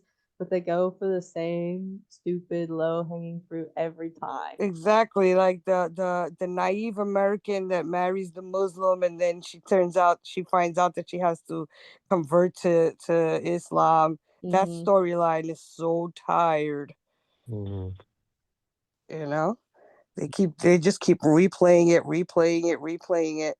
Or whenever the American spouse goes over to the other country to like visit or do whatever, they always make it to where like the parents don't approve of them or like don't like them for whatever reason. Or Well, the American shits on the other person's country. Right, right. I mean, Like, oh, one thing I know the producers that always coach the cast members on is when they do the like testimonial style interviews, they're like they repeat like they ask you like say to the camera like all the sacrifices you had to make this relationship work, and what did you give up for this relationship? Well, tell us your sacrifices. yeah, I Yeah. had to leave everything behind, my family and my mother, my cat, everything. Is that true, Devin? Yeah, it's true. Like most of those, like what you're seeing where they like pull them to the side and they're asking them questions and XYZ, tons of that is coached. And sometimes at the time you don't realize what direction they're going in until you see the shit on the TV. Mhm. So it does kind of suck for people who can't really think far ahead. And I'm not saying they're stupid, but people who are maybe more gullible or more trusting, you really could very easily get yourself in a dangerous situation when it comes to being on these shows. Mhm. True. All right. Next topic. Did you see Sunny has a new girlfriend now? I think that's just for show. I don't think that's going anywhere because where's Sunny gonna find another American girlfriend so quickly Um, I I don't know. I mean, to go visit him? I mean, maybe she's a 90-day groupie. Who knows? Yeah, nobody's gonna go travel all the way to South Africa. Mm. Go to South Africa to meet Sunny. I heard that he lost his visa and he had to move back. Remember, he was in Durban in South Africa, but he was originally from somewhere else. And I heard that during the tell-all, or right after the tell-all, he said that he lost his visa and he had to move back to his original country. I think it's. Wasn't it Pakistan? I thought it was Tunisia. Let me do some Yeah, research. I need to I'll report back. find out because I thought I can't remember though, but I think he's somewhere else now. What visa did he lose? I'm pretty sure he had a work Yeah, he had a work visa for South Africa. South Africa. So he probably lost his job and then had to go back. Wait a minute, George. How did he have a work visa for South Africa and his family was also in South Africa? Just his dad. Just his dad. The rest of his family was still I don't know what country now, but his dad moved to South Africa and got a store. He opened Oh, okay. Yeah. He had a business. and he went and worked at the store with his dad. But he said at the tell-all last time we saw him that he lost his visa and he was actually moving back to where his family was. He didn't say his lost the visa. He just said him. But by the way, fun fact, you know his name I think is really like Mahdi. What? Like, okay, so just if you Google Sunny 90 Fiance and look at his Instagram, it says Mahdi Sunny. So I think his real name is probably Mahdi. I didn't know that. So like From Bangladesh. oh, he's from Bangladesh. I had it wrong. Okay. And Mahdi is his last name, Sunny Mahdi. Okay. Oh, it's his last name. What, you're in Bangladesh is your last name first and your first name's last or something? A lot of Asian countries do that. Yeah. True. Well, on his Instagram, it says Mahdi Sunny, but if it's last name first, then yeah. But yeah, it says it Mahdi Sunny on his Instagram. Is that the same spelling as Mahdi on the current No. Well, I don't know. It's spelled Mahdi. Yeah, that's the same spelling as the one that's currently on. Okay. That's it. That's a fun fact for the super fans. We get that a lot, And he though. had his visa through his dad, then it could just be that they didn't, like his dad didn't, because you have to like keep putting in the paperwork for that. You don't just do it once. They could have just messed up the filing. Well, his dad was kind of pissed at him too when he brought Vea over there. If you remember correctly, he didn't. Oh, I don't. I didn't know that. Yeah, she had all those tattoos, and Yeah. he. That, So I was like, maybe his dad was like, "Oh, you know what? Since you're doing this, you can go back to Bangladesh." Like it could have been one of those situations too. Mhm. True. no, he probably just lost it. He didn't, like she said, he probably didn't keep up with the paperwork because, much like Vea, he was too busy with the show because remember, she couldn't take care of her medical needs because she was filming in South Africa. So maybe he couldn't take care of his visa needs because he was filming. Mhm. Well, that's true. Yeah, yeah. He All right. definitely got him a snow bunny obsession, though. He loved him some snow bunnies. If Yeah, he's gonna defy his dad's rules. I don't know what it is about these Muslim men, but they want them an American girl with blonde hair. Like I don't know what it is, but It's exotic to them. Yeah, it, it's the forbidden fruit. yep, you're right. It's that It's like exotic. how white men love Asian girls and Latina girls because it's like Yep. it's different. Yeah, it's a forbid something, like you don't see that Something every new and day. exciting. Yeah. It's new and exciting. You want to see what all the hype is about. True. Okay. As soon as Gina sends me some images, one of our segments that we like to do is the 1-star strip club reviews. Yeah, we got some new strip club reviews to go over. Yeah, all the ones we've done in the past, and they've all been hits, have had ties to the show. Um, so this one, so then we figured out this guy is. So the funniest reviews we read were this user. So because so just back for some history, Devin is we did a strip club review in like Michigan, Detroit, Michigan, where like Gino had his bachelor party, and Mhm. also where like Matt, Jasmine's boyfriend, parked valet. So it all was like tied into the show. But then there was weird because we noticed this one guy named XXX Beast was popping up in all the reviews. So he's this like strip club connoisseur, and he had the funniest reviews. So now we're like, You just go through his reviews. yeah, now we're chasing after his reviews because they're so funny. So now we have another set of 1-star strip club reviews, and then we're gonna end with XXX Beast's review because he's the funniest guy. But if you ever get a chance, I'll send you the links to our old episodes. But they're really funny segments. Yeah, But they're hilarious. They're people who go to the strip club and take the time to write a 13-paragraph review about how mean the girls are. So it's really fun. okay, let me see. So They give a whole dissertation on the Yes. on the strip I club. really appreciate it. I'm glad I'm coming in prepared. Well, yeah, you want to make sure that the girls are not going to be mean to you when you go to the strip club. That's just the weirdest thing because I've never experienced mean girls at a strip club because they're dancing for tips. So it's just weird to me to hear all these weird experiences that people have. They're Mhm. probably creeps. That's what I said. I remember the one I was like, he sounds ugly. I was like, the way that he's describing the girls treating him, it makes me feel like he's ugly, right? Either ugly or broke or a combination of the two. So, Yeah. uh, Captain, you're familiar with like Philadelphia area? Have you heard of like Essington? No, I'm not familiar with the Philadelphia area. Okay. I'm all the way on the other side, so Okay, I think I'm pretty sure it's near Philadelphia. So, there's a strip club called Lou Turk, Loutrk. We're gonna read some of the 1-star reviews there. It's some strip club in the Philadelphia area. All right, so and I have not Gina, our lovely producers, look like she pulled these for me, but I had not read them myself on purpose because I want to do like a visceral or like a live reaction. So are y'all ready? Yes. I'm ready. Okay, this is our favorite segment. Okay, this is a 1-star review from Mikey. He says, okay, here he goes. This is great. He says, cheapest blowjob, I mean lap dances in the area, only $20. Other than that, it sucks. Although the new owner is making improvements. What sucks about $20 blowjobs? I'm confused now. Like, Literally sucks. Okay, here's a 1-star review from Mike. It says, 1 star. The dancers are ugly and old. They can dance, but how hard is it to swing on a pole?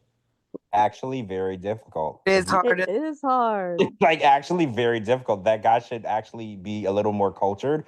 I've seen women take classes for months, and Yes, it is a You lot gotta have harder like than abs, bro. it is. And I've also seen women face plant. you So, gotta have crazy upper body strength. yeah, Oh yeah. men just assume women are born with the ability to dance sexually on a pole. Like I don't know why. Like this is a art form. Like I don't know how to break dance, so all women can't pole dance. It's a talent. You have to have upper body strength. If not, you're gonna face plant.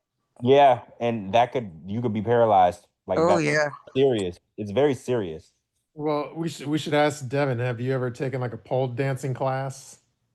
No, I'm not strong at all. I have friends who go to Little Rock. So I've taken them. They go. I They go. don't What? know. I like obviously in Cersei we don't have that shit, but I have friends who will go all the way to like Little Rock, Arkansas, and take Okay, pole Little dancing Rock. classes. I got you. Oh, I you have would not joined them though. No, sounds too uptight for like a pole dancing class. I'm not too uptight. I No, not just you. literally Not you. haven't like. Your town. Oh, Yeah. Because you said you didn't have it in your town. well, I don't have any upper body strength. Yeah, you gotta really be able to Those pull your girls are body around. fucking strong. Yeah, you gotta be able to pull your body all the way up and down that pole and catch yourself. I think the crazy thing for me is that your town doesn't have strip clubs at all. Is that what you said? My county's a dry county. They don't have alcohol? We now are starting to get like within the last 5 years have started to get restaurants who can serve alcohol, but they have to do like it's like a loophole. They have to have like a private membership. So you basically go in and you give them your ID and you have to get a card and you have to present this card every time you order alcohol. But we don't have like there's no alcohol in the grocery stores, no alcohol in the gas stations. We don't have liquor stores, nothing like that. That's a deal breaker for me. Well, you can just Because you know, drive I to the told next you we town. have that university in our town that we've had here Okay. forever. It's a Christian university. Oh Okay. no. Wait, is it called Ozark? No, it's Harding. Oh, okay. Because there was one in my church cult, and I think it was in Arkansas, and they had a university there. It's OBU. I know what you're talking about. It's Yes, that yeah. I almost got sent there because I was not a good kid, but I got out of it. Okay, let's get back to the debauchery. Yeah, let's get back to the strip Get back club. to the strip club comments. Yeah, okay, this one is from someone named Gone Fishing, and it says 1 star. I have been to this place twice in my life. Once as a joke on a bachelor party, and again when waiting for a flight. Just nasty both times. My recent visit was with new ownership. Of the 4 girls I saw dance, I wouldn't pay to watch any of them. So that was Gone Fishing. 4 girls, not one worth watching. I guess not. Okay, this is a 2-star review from Frank Speaks. Hold on 1 second. Gina needs to be unmuted or something. I got it. Okay, this one is from, hold on 1 second, I lost my place. This one's from Frank Speaks. He says, this place has a long and checkered past, with it now morphed into a local sports bar with young girls dancing. The girls were cute, but ranged in age from 19 to 25, with about 25% of them underage with yellow bracelets. Is he talking about the, like, Wait. I'm talking confused. about the customers or the dancers? I'm confused. I'm very confused because this sounds like This is like a 180 from the other. yeah. Let me just finish reading. The girls are mostly cute, not pretty, young, and many of them gay. They seem to work there for they seem to work there for spending money from middle-aged white men and network to hook up with each other later. The couch and private rooms have cameras to keep the girls from going too far. Main couch dancing room $20 per song, and private single sofa room $30 per song. Overall opinion, more fun than a sports bar, but not very crazy if you're looking to go crazy with a diverse group of ladies.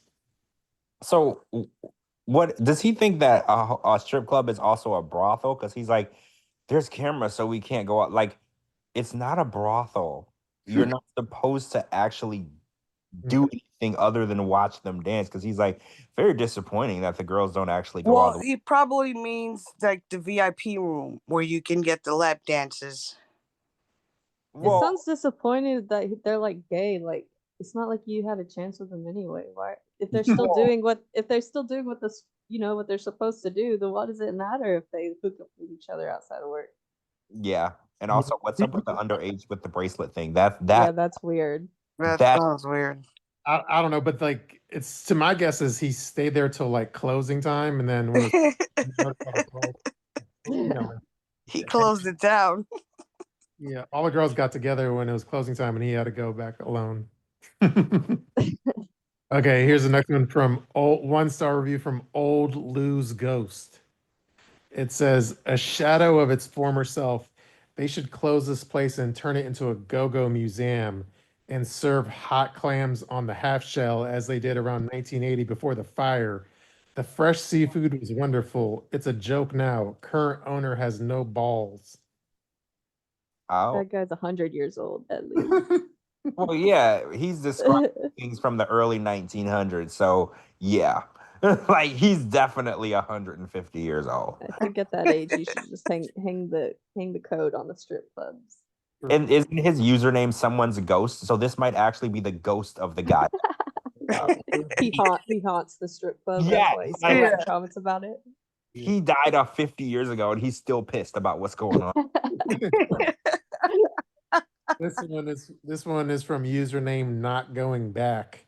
He says, horrible, don't waste your time, even if you have nothing to do. This place would be better off as a homeless shelter. Oh, gee. That's pretty funny though. That is hilarious. That is hilarious. A hot homeless shelter. Yeah, Oh. a homeless shelter. Gina, I see the XXS Beast one, but I'll save that one for last. I can't see Gina on here. Is she still with us? Oh, let me see. Oh, hold on. I gotta give her speaking privileges. Hold on. Hold on. I'll make her co-host. I already unmuted her, but she's muted again. Yeah. Which is a co-host, Gina. Yeah, I wasn't a Yeah. co-host before. I'm here. I'm Stop alive. with your damn antics tonight. I know. It's the alcohol. Okay, I guess so the XXX Beast review is like 2 pages and it's the last one. So best for last, I guess. 2 pages? We're Right. getting a dissertation tonight. I told you. Somebody wrote a dissertation. Jeez. The professor, though. Is it good though? According to Gina, but I haven't read it yet. So ready? All right. Yeah, let's do it. Stop being skeptical, JLP. He's like, JLP, I was on the hunt for SSB's reviews. It's not easy on this it's not Google reviews. It's not easy to find this. yeah, so Oh, kid. you're doing the X. Yeah, you're doing the XX Beast guy. So Yeah. it's hard. He's my spirit animal. all right, ready? Yes. This is the money shot or whatever. Okay, this is XXB. It says, I am sure when the people around the area hear about Lou Turks, they kind of cringe. I mean, I know I did. The last time I was here was well over 7 years ago. That's right, 7 years ago. This place was like a hole in the wall. Basically, Lou was an inadequate in all areas of entertainment. Venue, pretty much down to the choice of the alcohol. Let us fast forward 7 years to the present era. Lou did a complete makeover, a 180, we'll say. It is actually clean inside. The bar is 1,000 times better. They stepped up their game in service with a bartender who knows how to make a drink or two. The selections have improved to where the libation gods would approve if you fancy a cocktail or beer. The stage, or we'll say the performance area, is no longer a piece of plywood with a pole. There's better lighting, more mirrors, more neon black lights than prior of just 1 or 2 here and there. Their lineup of women has improved tenfold to the point where it is no longer a 45-year-old hack trying to relive her youth. They added another bar, which was smart, seeing weekends are crowded. They have better TVs, something called flat screens hanging around with nothing but sports. I noticed they have a kitchen now that serves food, but I leave that up to you. Let's see, I lost my place. Okay, I'll leave that up to you to make the call. They actually gave a crap and did something about it. No, this is not Scores in New York City or Delilah's in Phillies, where that is the top echelon of the quote, show me some boobage scene. They're better, 1,000 times better than the show and tell and Purple Orchid, in my opinion. Those places you'd need to check your shoes for an STD. God only knows what you'd find there. I can't believe I just reviewed a titty bar, but a man has to do what a man has to do. Now go in and become a personal mammogram.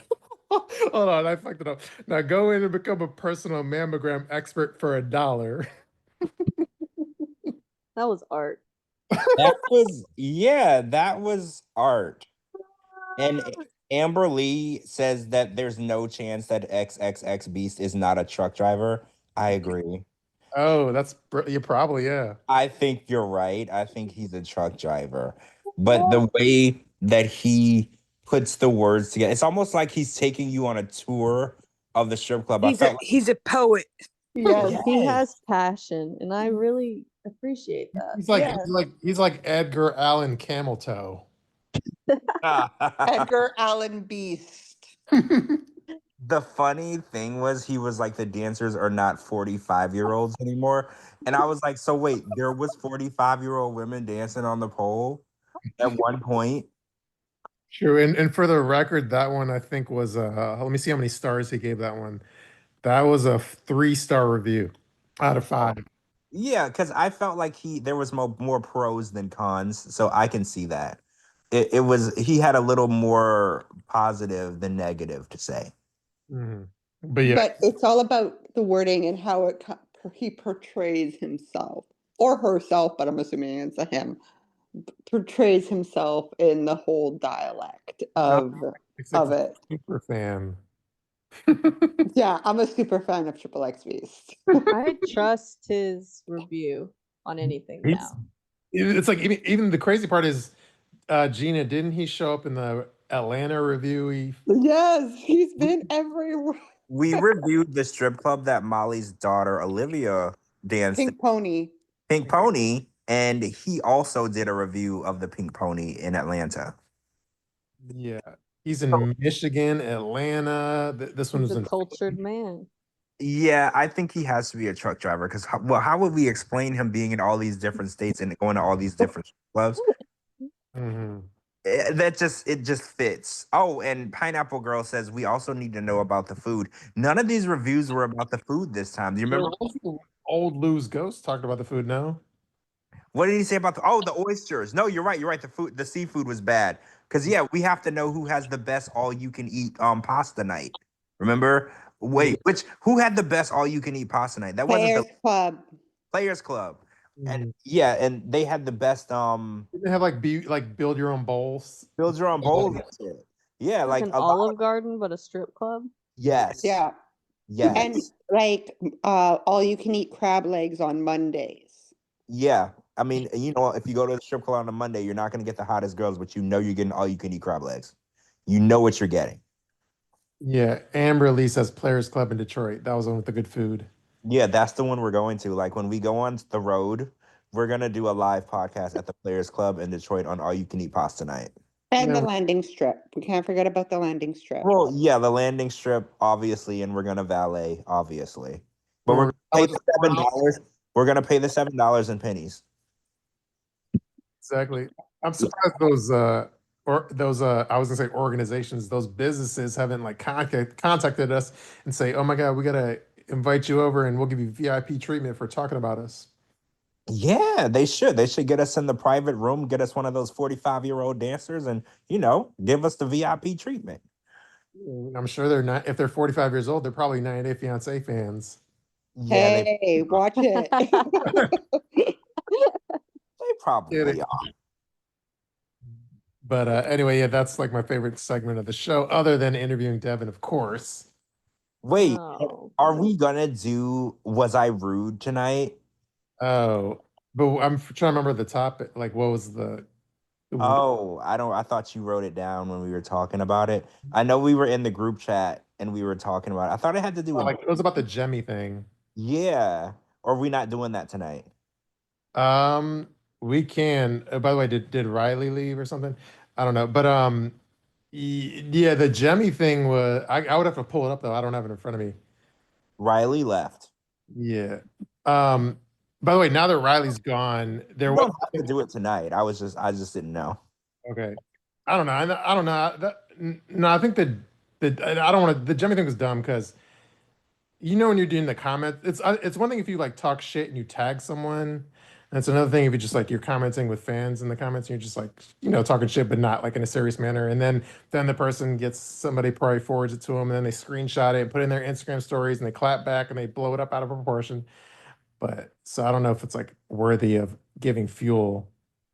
But Well, Jamie's a friend of the show, so I was a little confused by the whole situation. I think, and again, I think so. Then the next day, I think she posted something along the lines of like, I don't know if she has like, it's like a more of a serious subject, but I guess I don't know if she's like cancer, like or a lump or something. So then I think so. I thought it Basically, was breast cancer or yeah. signs of I breast think like cancer. I think she was. I think it was she's.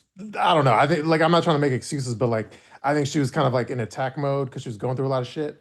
So I think Well, that's I part. didn't hear breast cancer. I did hear she said she had a lump.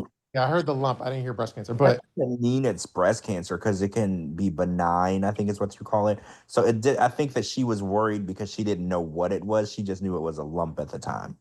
yeah, but I think like the reason she was like again, we're friends with Jamie, so we don't have any issues with her. But I think she was like freak. The day before, she was very like emotional, let's say, and I think that played into it, understandably. But I'm just saying. So it turned into social media drama. Yeah. I guess Riley is here. I don't know. He said, I left to check the store cameras and when I came back it changed. It's calling him Zoom user though, and I don't know why. True. Well, anyway, yeah, I don't really want to give fuel to the Jemmy thing because it's just like whatever. Are you any other topics you want to hit? We can get to everything, but it is also 1:24 a.m. I think Devin is a good co-host for our show. Maybe we should have her Yeah, on more often. definitely. She added a lot to the show tonight, and I think that she'd make a great co-host. I mean, That's the first time anyone's. Yeah, no, Devin, you have an open invite. yeah, she added a lot of good stuff to the show. So yeah, maybe she can join us more often. Yeah, let me see. Yeah, she's a natural. And Devin, don't you agree is like a fun experience doing this? Hello. You there? Hello, George, somebody? Oh, I'm I'm here. here. I thought you were asking Devin. I'm sorry. She just texted me her power went out. Oh no. Oh, Okay. So anyway, yeah, her power went out. That's why she's not talking. oh, Oh, okay. Yeah, I thought she was great. I feel like she did have fun. I can't speak for her, yeah. but I feel like she had a good time. Riley is in the comments. So I don't know what you want to do about that. I don't know. I haven't really seen what he's been talking about, but I don't know if I'm really in the mood to talk to Riley. No offense, Riley. So I think we're gonna table Riley as the executive producer of this show. Sorry, Riley. And if there's any other topics you want to talk about, we can. Well, there's a sad topic that I was gonna bring up. I don't want to kill the mood, but anybody who watched Angela and Michael's journey know that there was a guy named Billy. Yeah, Yeah. Angela's friend from Canada. Yes, who was a dancer. I think he used to be like a Chippendales dancer, right? Yes, he was a Chippendales dancer at one point in Yeah, his life. In his life. yeah, and unfortunately, he also had kidney failure, Yes. and he was looking for a donor. Unfortunately, he passed away. He did not get the donor, so that's very sad news. I know he was a very positive person, right? So for what he was going through, he had such a positive. Yeah, he maintained positivity through his music and doing the karaoke online with Angela and other fans that he had. So yeah, that was something that kept him upbeat. Yeah, I think didn't Angela, she would go up to like Canada and Yeah, she would go money for him or something. and visit. Yeah, do shows with him and stuff to raise money. House cook for him. This was actually a topic on the tell all because Michael was kind of Right. taken back. He was like, "You're cooking and taking care of this man," and she's like, "Well, he's sick," and Michael's like, "You're my wife." You know, like I take Yeah, it seemed like if Michael were doing something like that for a woman, she wouldn't be cool with it. But oh no. that's neither here nor there. He's passed on, and Yeah, it's a sad thing. situation. He fought very hard, and unfortunately, he didn't get the donor that he needed, and so now rests in peace to Billy. Such a kind guy. He was. I think he even spoke on the tell-all, and didn't have anything negative to say about Michael. Right? Yeah, he was a good guy. Yeah, was he? I know he's like Canadian, but was he like Native American too? Or I think he might have been a little bit of that Definitely too. looked Native American to me. He did. I don't know like what his specific nationality, maybe if it was mixed with something a Native American, but yeah, he definitely had those features of a Native American person. So yeah, do we know if Angela has posted anything or spoken out in, about Billy? I believe she posted a story Hmm. about I saw her post something. I don't recall exactly, but I know she posted something yes, she like did. singing, like when she was singing with him online and stuff like that. I think I saw that. Yeah. Yeah. All right, guys. I'm gonna head out. True. So I'm gonna leave you all with a have a wonderful weekend and enjoy the rest of the show, what's left of it. Thank you, Devin, for joining us. Thank you, everybody, for joining us today. And see you next Friday. Thank you, JLP. Thanks, JLP. George, you want to hit any other topics before you end it? I don't have anything else. Let me do a quick scan of our topics. I know like skipped around a little bit. Oh, let me see. You know, it's funny. Did you see the photo? It's probably not really that interesting of a story, but I'll tell anyway. Did you see the photo I posted of like Big Ed in the Walmart? No, I did not see that. Okay, that's on my Instagram, but I guess I don't know if you, hold on. Let me see. I'll tell you where it's on my Instagram. 1, 2, 3, 4, 5, 6, 7, 8, 9. Basically 3, 6, 9, 12. 12 posts down on my Instagram if you include the pin posts. It's Big Ed in Walmart. But anyway, I guess the quick story on that one is it's interesting. So apparently this really hot tattoo artist who's a 90 Day Fiancé fan, she's from Arkansas, ironically enough, since we talked to Devin earlier. But she saw Big Ed in an Arkansas Walmart and snapped a photo. And then this is like a while ago, but then she moved to like Monterey, California. So she moved to like Monterey, California to like, and she's like a hot tattoo artist. And apparently she's also the person, while I was the one that broke the story that Sarper's in like LA and in the United States, she's the one that actually snapped the first actual photo of Sarper in the flesh. So she was like the fan eyewitness, like that took the actual photo of Sarper in Monterey, California, that was posted on Reddit. So it's just crazy that when she lived in like Arkansas, she saw Big Ed in the Walmart. Then she moved to Monterey, California, and she was the first person fan to snap a photo of Sarper and then post it online. And she's this really hot tattoo artist. So hopefully she listens to this episode. But I thought that was just like an interesting story that this one person is like seeing all the 90 people, no matter what. He's running into them in different states. It's interesting. I don't run into anybody. I'm in Orlando, and there's a lot of Orlando 90 days, and I don't really run into them. We usually have to tell each other where we're gonna be so we can meet up. I don't just run into them usually. I still haven't seen Debbie here, and she lives like maybe not even like 20 minutes away from me. See, you know what's funny? I run into Joey Fatone more than I run into any of the 90 dayers that live in Orlando. Like, why can't that luck happen to me? With I've seen Joey, not so much with Debbie. I've seen Joey in the grocery store. I see him all the time. I see him at Disney World. I see him at Universal. I see him in the grocery store. I've seen him at the Kia Center. I saw him at a Justin Timberlake concert. Of course you did.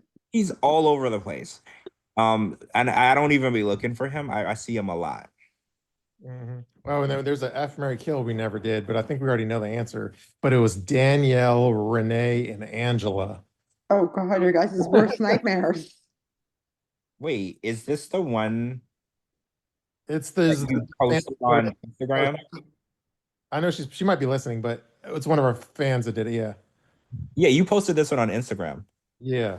Yeah, I saw it because I commented. So I did no, did I comment on this one? Maybe I didn't. Now that I'm looking at it. So Yeah, so what's your answer? F, Mary Kill, Danielle, Renee, and Angela. this is hard. This is really, really hard.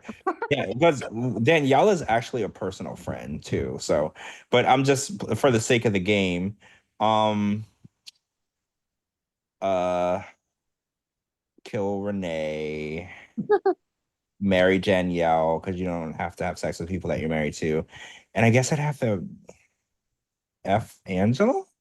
I don't know. This is. I feel like no matter what I say, it's not going to be right. I mean, I feel like I could sway your opinion, sway your answer. Okay. I think you have to fuck Renee. She's crazy. Scary though. She's very scary. Have you seen her eyes? She's very scary. Like she reminds me, have you ever seen The Exorcist? Yeah, yeah. Her face reminds me of the crazy girl in The Exorcist. Mhm. Like very frightening. Like I don't want to share a bed with her. Like I'm very frightened. I don't know if you want to sleep over. I No, think maybe not at all. I don't even like the lights need to be on. Like I'm scared. Like her eyes, her face, like I'm scared. She's very scary. So Chitty, I get it. I totally get it. Yeah, well, Chitty had the advantage of not He seeing. didn't have to see it, right? I have to look at it. Like I don't know. Well, not I Yeah, can't. well, my answer would be, so I would fuck Renee. I guess I would marry Danielle, and I would kill Angela. Oh my God. See, that's crazy, but two of those are personal friends of mine, so this is hard. Guys, don't listen to nothing that's happening right now. I don't want any weird phone calls tomorrow, so hopefully they're not paying any attention to me right now because if I get some phone calls tomorrow, then I'm gonna have some explaining to do. it's just a game. It's just for shits and giggles. I know, but my friends get easily offended when I say stuff. Like you'll be surprised. People get so offended, and I'm like, why do you care? It's just a game, like stop. True. And then I guess Greg is still with Joan because he posted a photo of her with his cookies in her hands.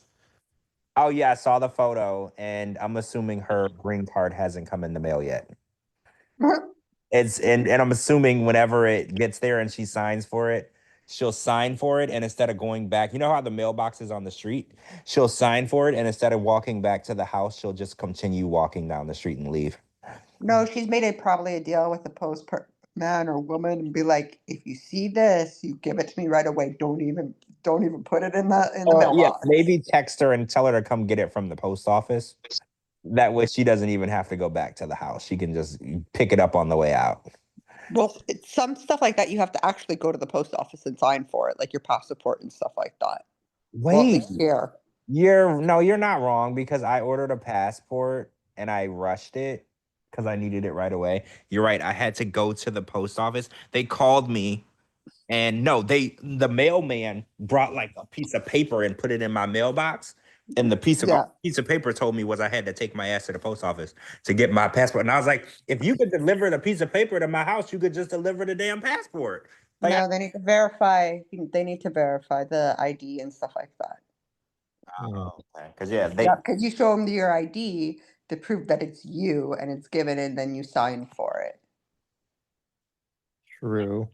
Well, I think we hit like 95% to 96% of our topics, meaning like we pretty much hit all the good ones. So, yeah, I think we hit everything. It was not a lot going on this week. It was mostly just like the aftermath of the tell-all. Like there wasn't a lot of crazy, ridiculous drama happening outside of that. It was all kind of revolved around the tell-all. yeah, and also we did the special tell-all wrap-up show that we normally wouldn't do on a Monday. Yeah, we covered some of it already. And then it was just, all the posts and stuff, after in reaction to the tell-all. That's kind of what happened this week. Yeah, so hopefully we'll do. Oh, I'm hoping the next tell-all episode doesn't stink and is worthy of like a after show. Yeah, It's going to stink. no more Brandon and Julia. We want the real shit, like we want the real shit. But I feel like even if it does stink, we're almost like married to doing a wrap-up show. I wouldn't say married to it. I mean, I wouldn't say that. I would say maybe in a serious relationship, third date type situation. Not married. Okay, yeah. Well, unless it's a total clunker that's all episode 2, then we'll try to do like a after show. But if it totally is boring, then maybe we don't. But otherwise, we'll try to deliver for y'all. Yeah, I'm hoping that all 3 parts are good, right? Like, that's what I'm hoping. Because we had 17 episodes of nothing for the season. So I'm assuming that they're redeeming themselves with the tell-all. I think that's the goal. Mm-hmm. True. Well, I think we should probably end it at that point, or at this point. Yeah, I think that's a good point to end it. I think we lost Coco earlier. We did. But we lost Coco and now we lost JLP. So they're dropping off. So it's end time. It's closing time. Yeah, but one day I have a premonition. We're gonna find this XXX beast. We're gonna like invite him on. Well, yeah, a lot of people in the comments, they were like, we need to get him on the show. We need to talk to this guy. And I definitely want to talk to him because I want to know if they were right about him being a truck driver, because that seems like the right profession for someone who's a strip club connoisseur. I just feel like that's the right profession. I mean, if there was a XXX Beast documentary, I would pay money to see it. Well, yeah, this guy could tell you all the good, Stories. all the good and bad about strip clubs in the whole country. Like, who wouldn't want to watch that? That's like vital information. It could save you so much money and time too. I bet he looks like the guy that wrote the Game of Thrones. You know who that is? I think so. Is he like a heavier guy with glasses? Yeah. Yeah, and his name is like something R.R. Martin. It's George R.R. Martin, yeah. Yeah, I know exactly who that is. Yes, Yeah, I'm saying that he's not easy on the eyes.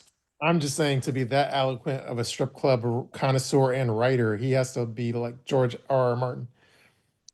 Oh, you mean writing? Okay, yeah, I get it now. Yeah, definitely. I think the whole package, yeah, the writing part and the truck driver part. Most truck drivers are sitting on their ass all day.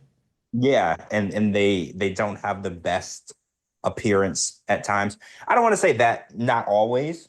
Mhm. But if he was a truck driver, think about it. Wouldn't he complain about the valet parking at some of the strip clubs? Well, if you drive there with your truck, they can't valet it. So I think he would be the only exception to the rule, right? If there was parking big enough for his long haul truck. Yeah, I'm sure he's figured out the logistics of finding a way to, escape to the strip club. Oh, But anyway, well, that's one day we'll find him. true. All right, well, let's end it there. All right. Okay, George. Oh, did we lose George? He's muted. Hold on. Oh, Well, we can't end drop it without flies, we can't end it without talking to George. right? For some reason, the screen was there and I was trying to hit unmute and nothing was happening. It was like frozen. I was literally answering you, but as I hit unmute, nothing happened. I don't know what's going on. Mhm. True. All right, well, George, we're good to end it, right? Yeah, we're good to end. Thanks everyone for staying up with us. Thanks to Devin for being an amazing co-host with us tonight. We enjoyed having her on. Yes, she was incredible. I like her a lot based on tonight's conversation. I'm going to say that. She's actually nothing like what I expected. When I heard she was going to be on, I had expectations and she was nothing like it in a good way. Yeah, no, we saw a new side of her and we learned a lot of tea that we didn't know. Right? Lot. She was dropping a lot of tea, a lot of behind the scenes information with the show and the casting process. There's only 3 questions on the application. Like, this is vital information that people should know. Yeah, so look for this episode tomorrow on Apple and Spotify, and if you join our Patreon, that we would appreciate it. 90 Day Fiance Fridays on Patreon, and thank you for listening. And we'll be back. Well, I don't know if we'll see how Sunday night's episode is. If it's a clunker, we could save our energy for Monday night, but just look for us either Sunday and or Monday night.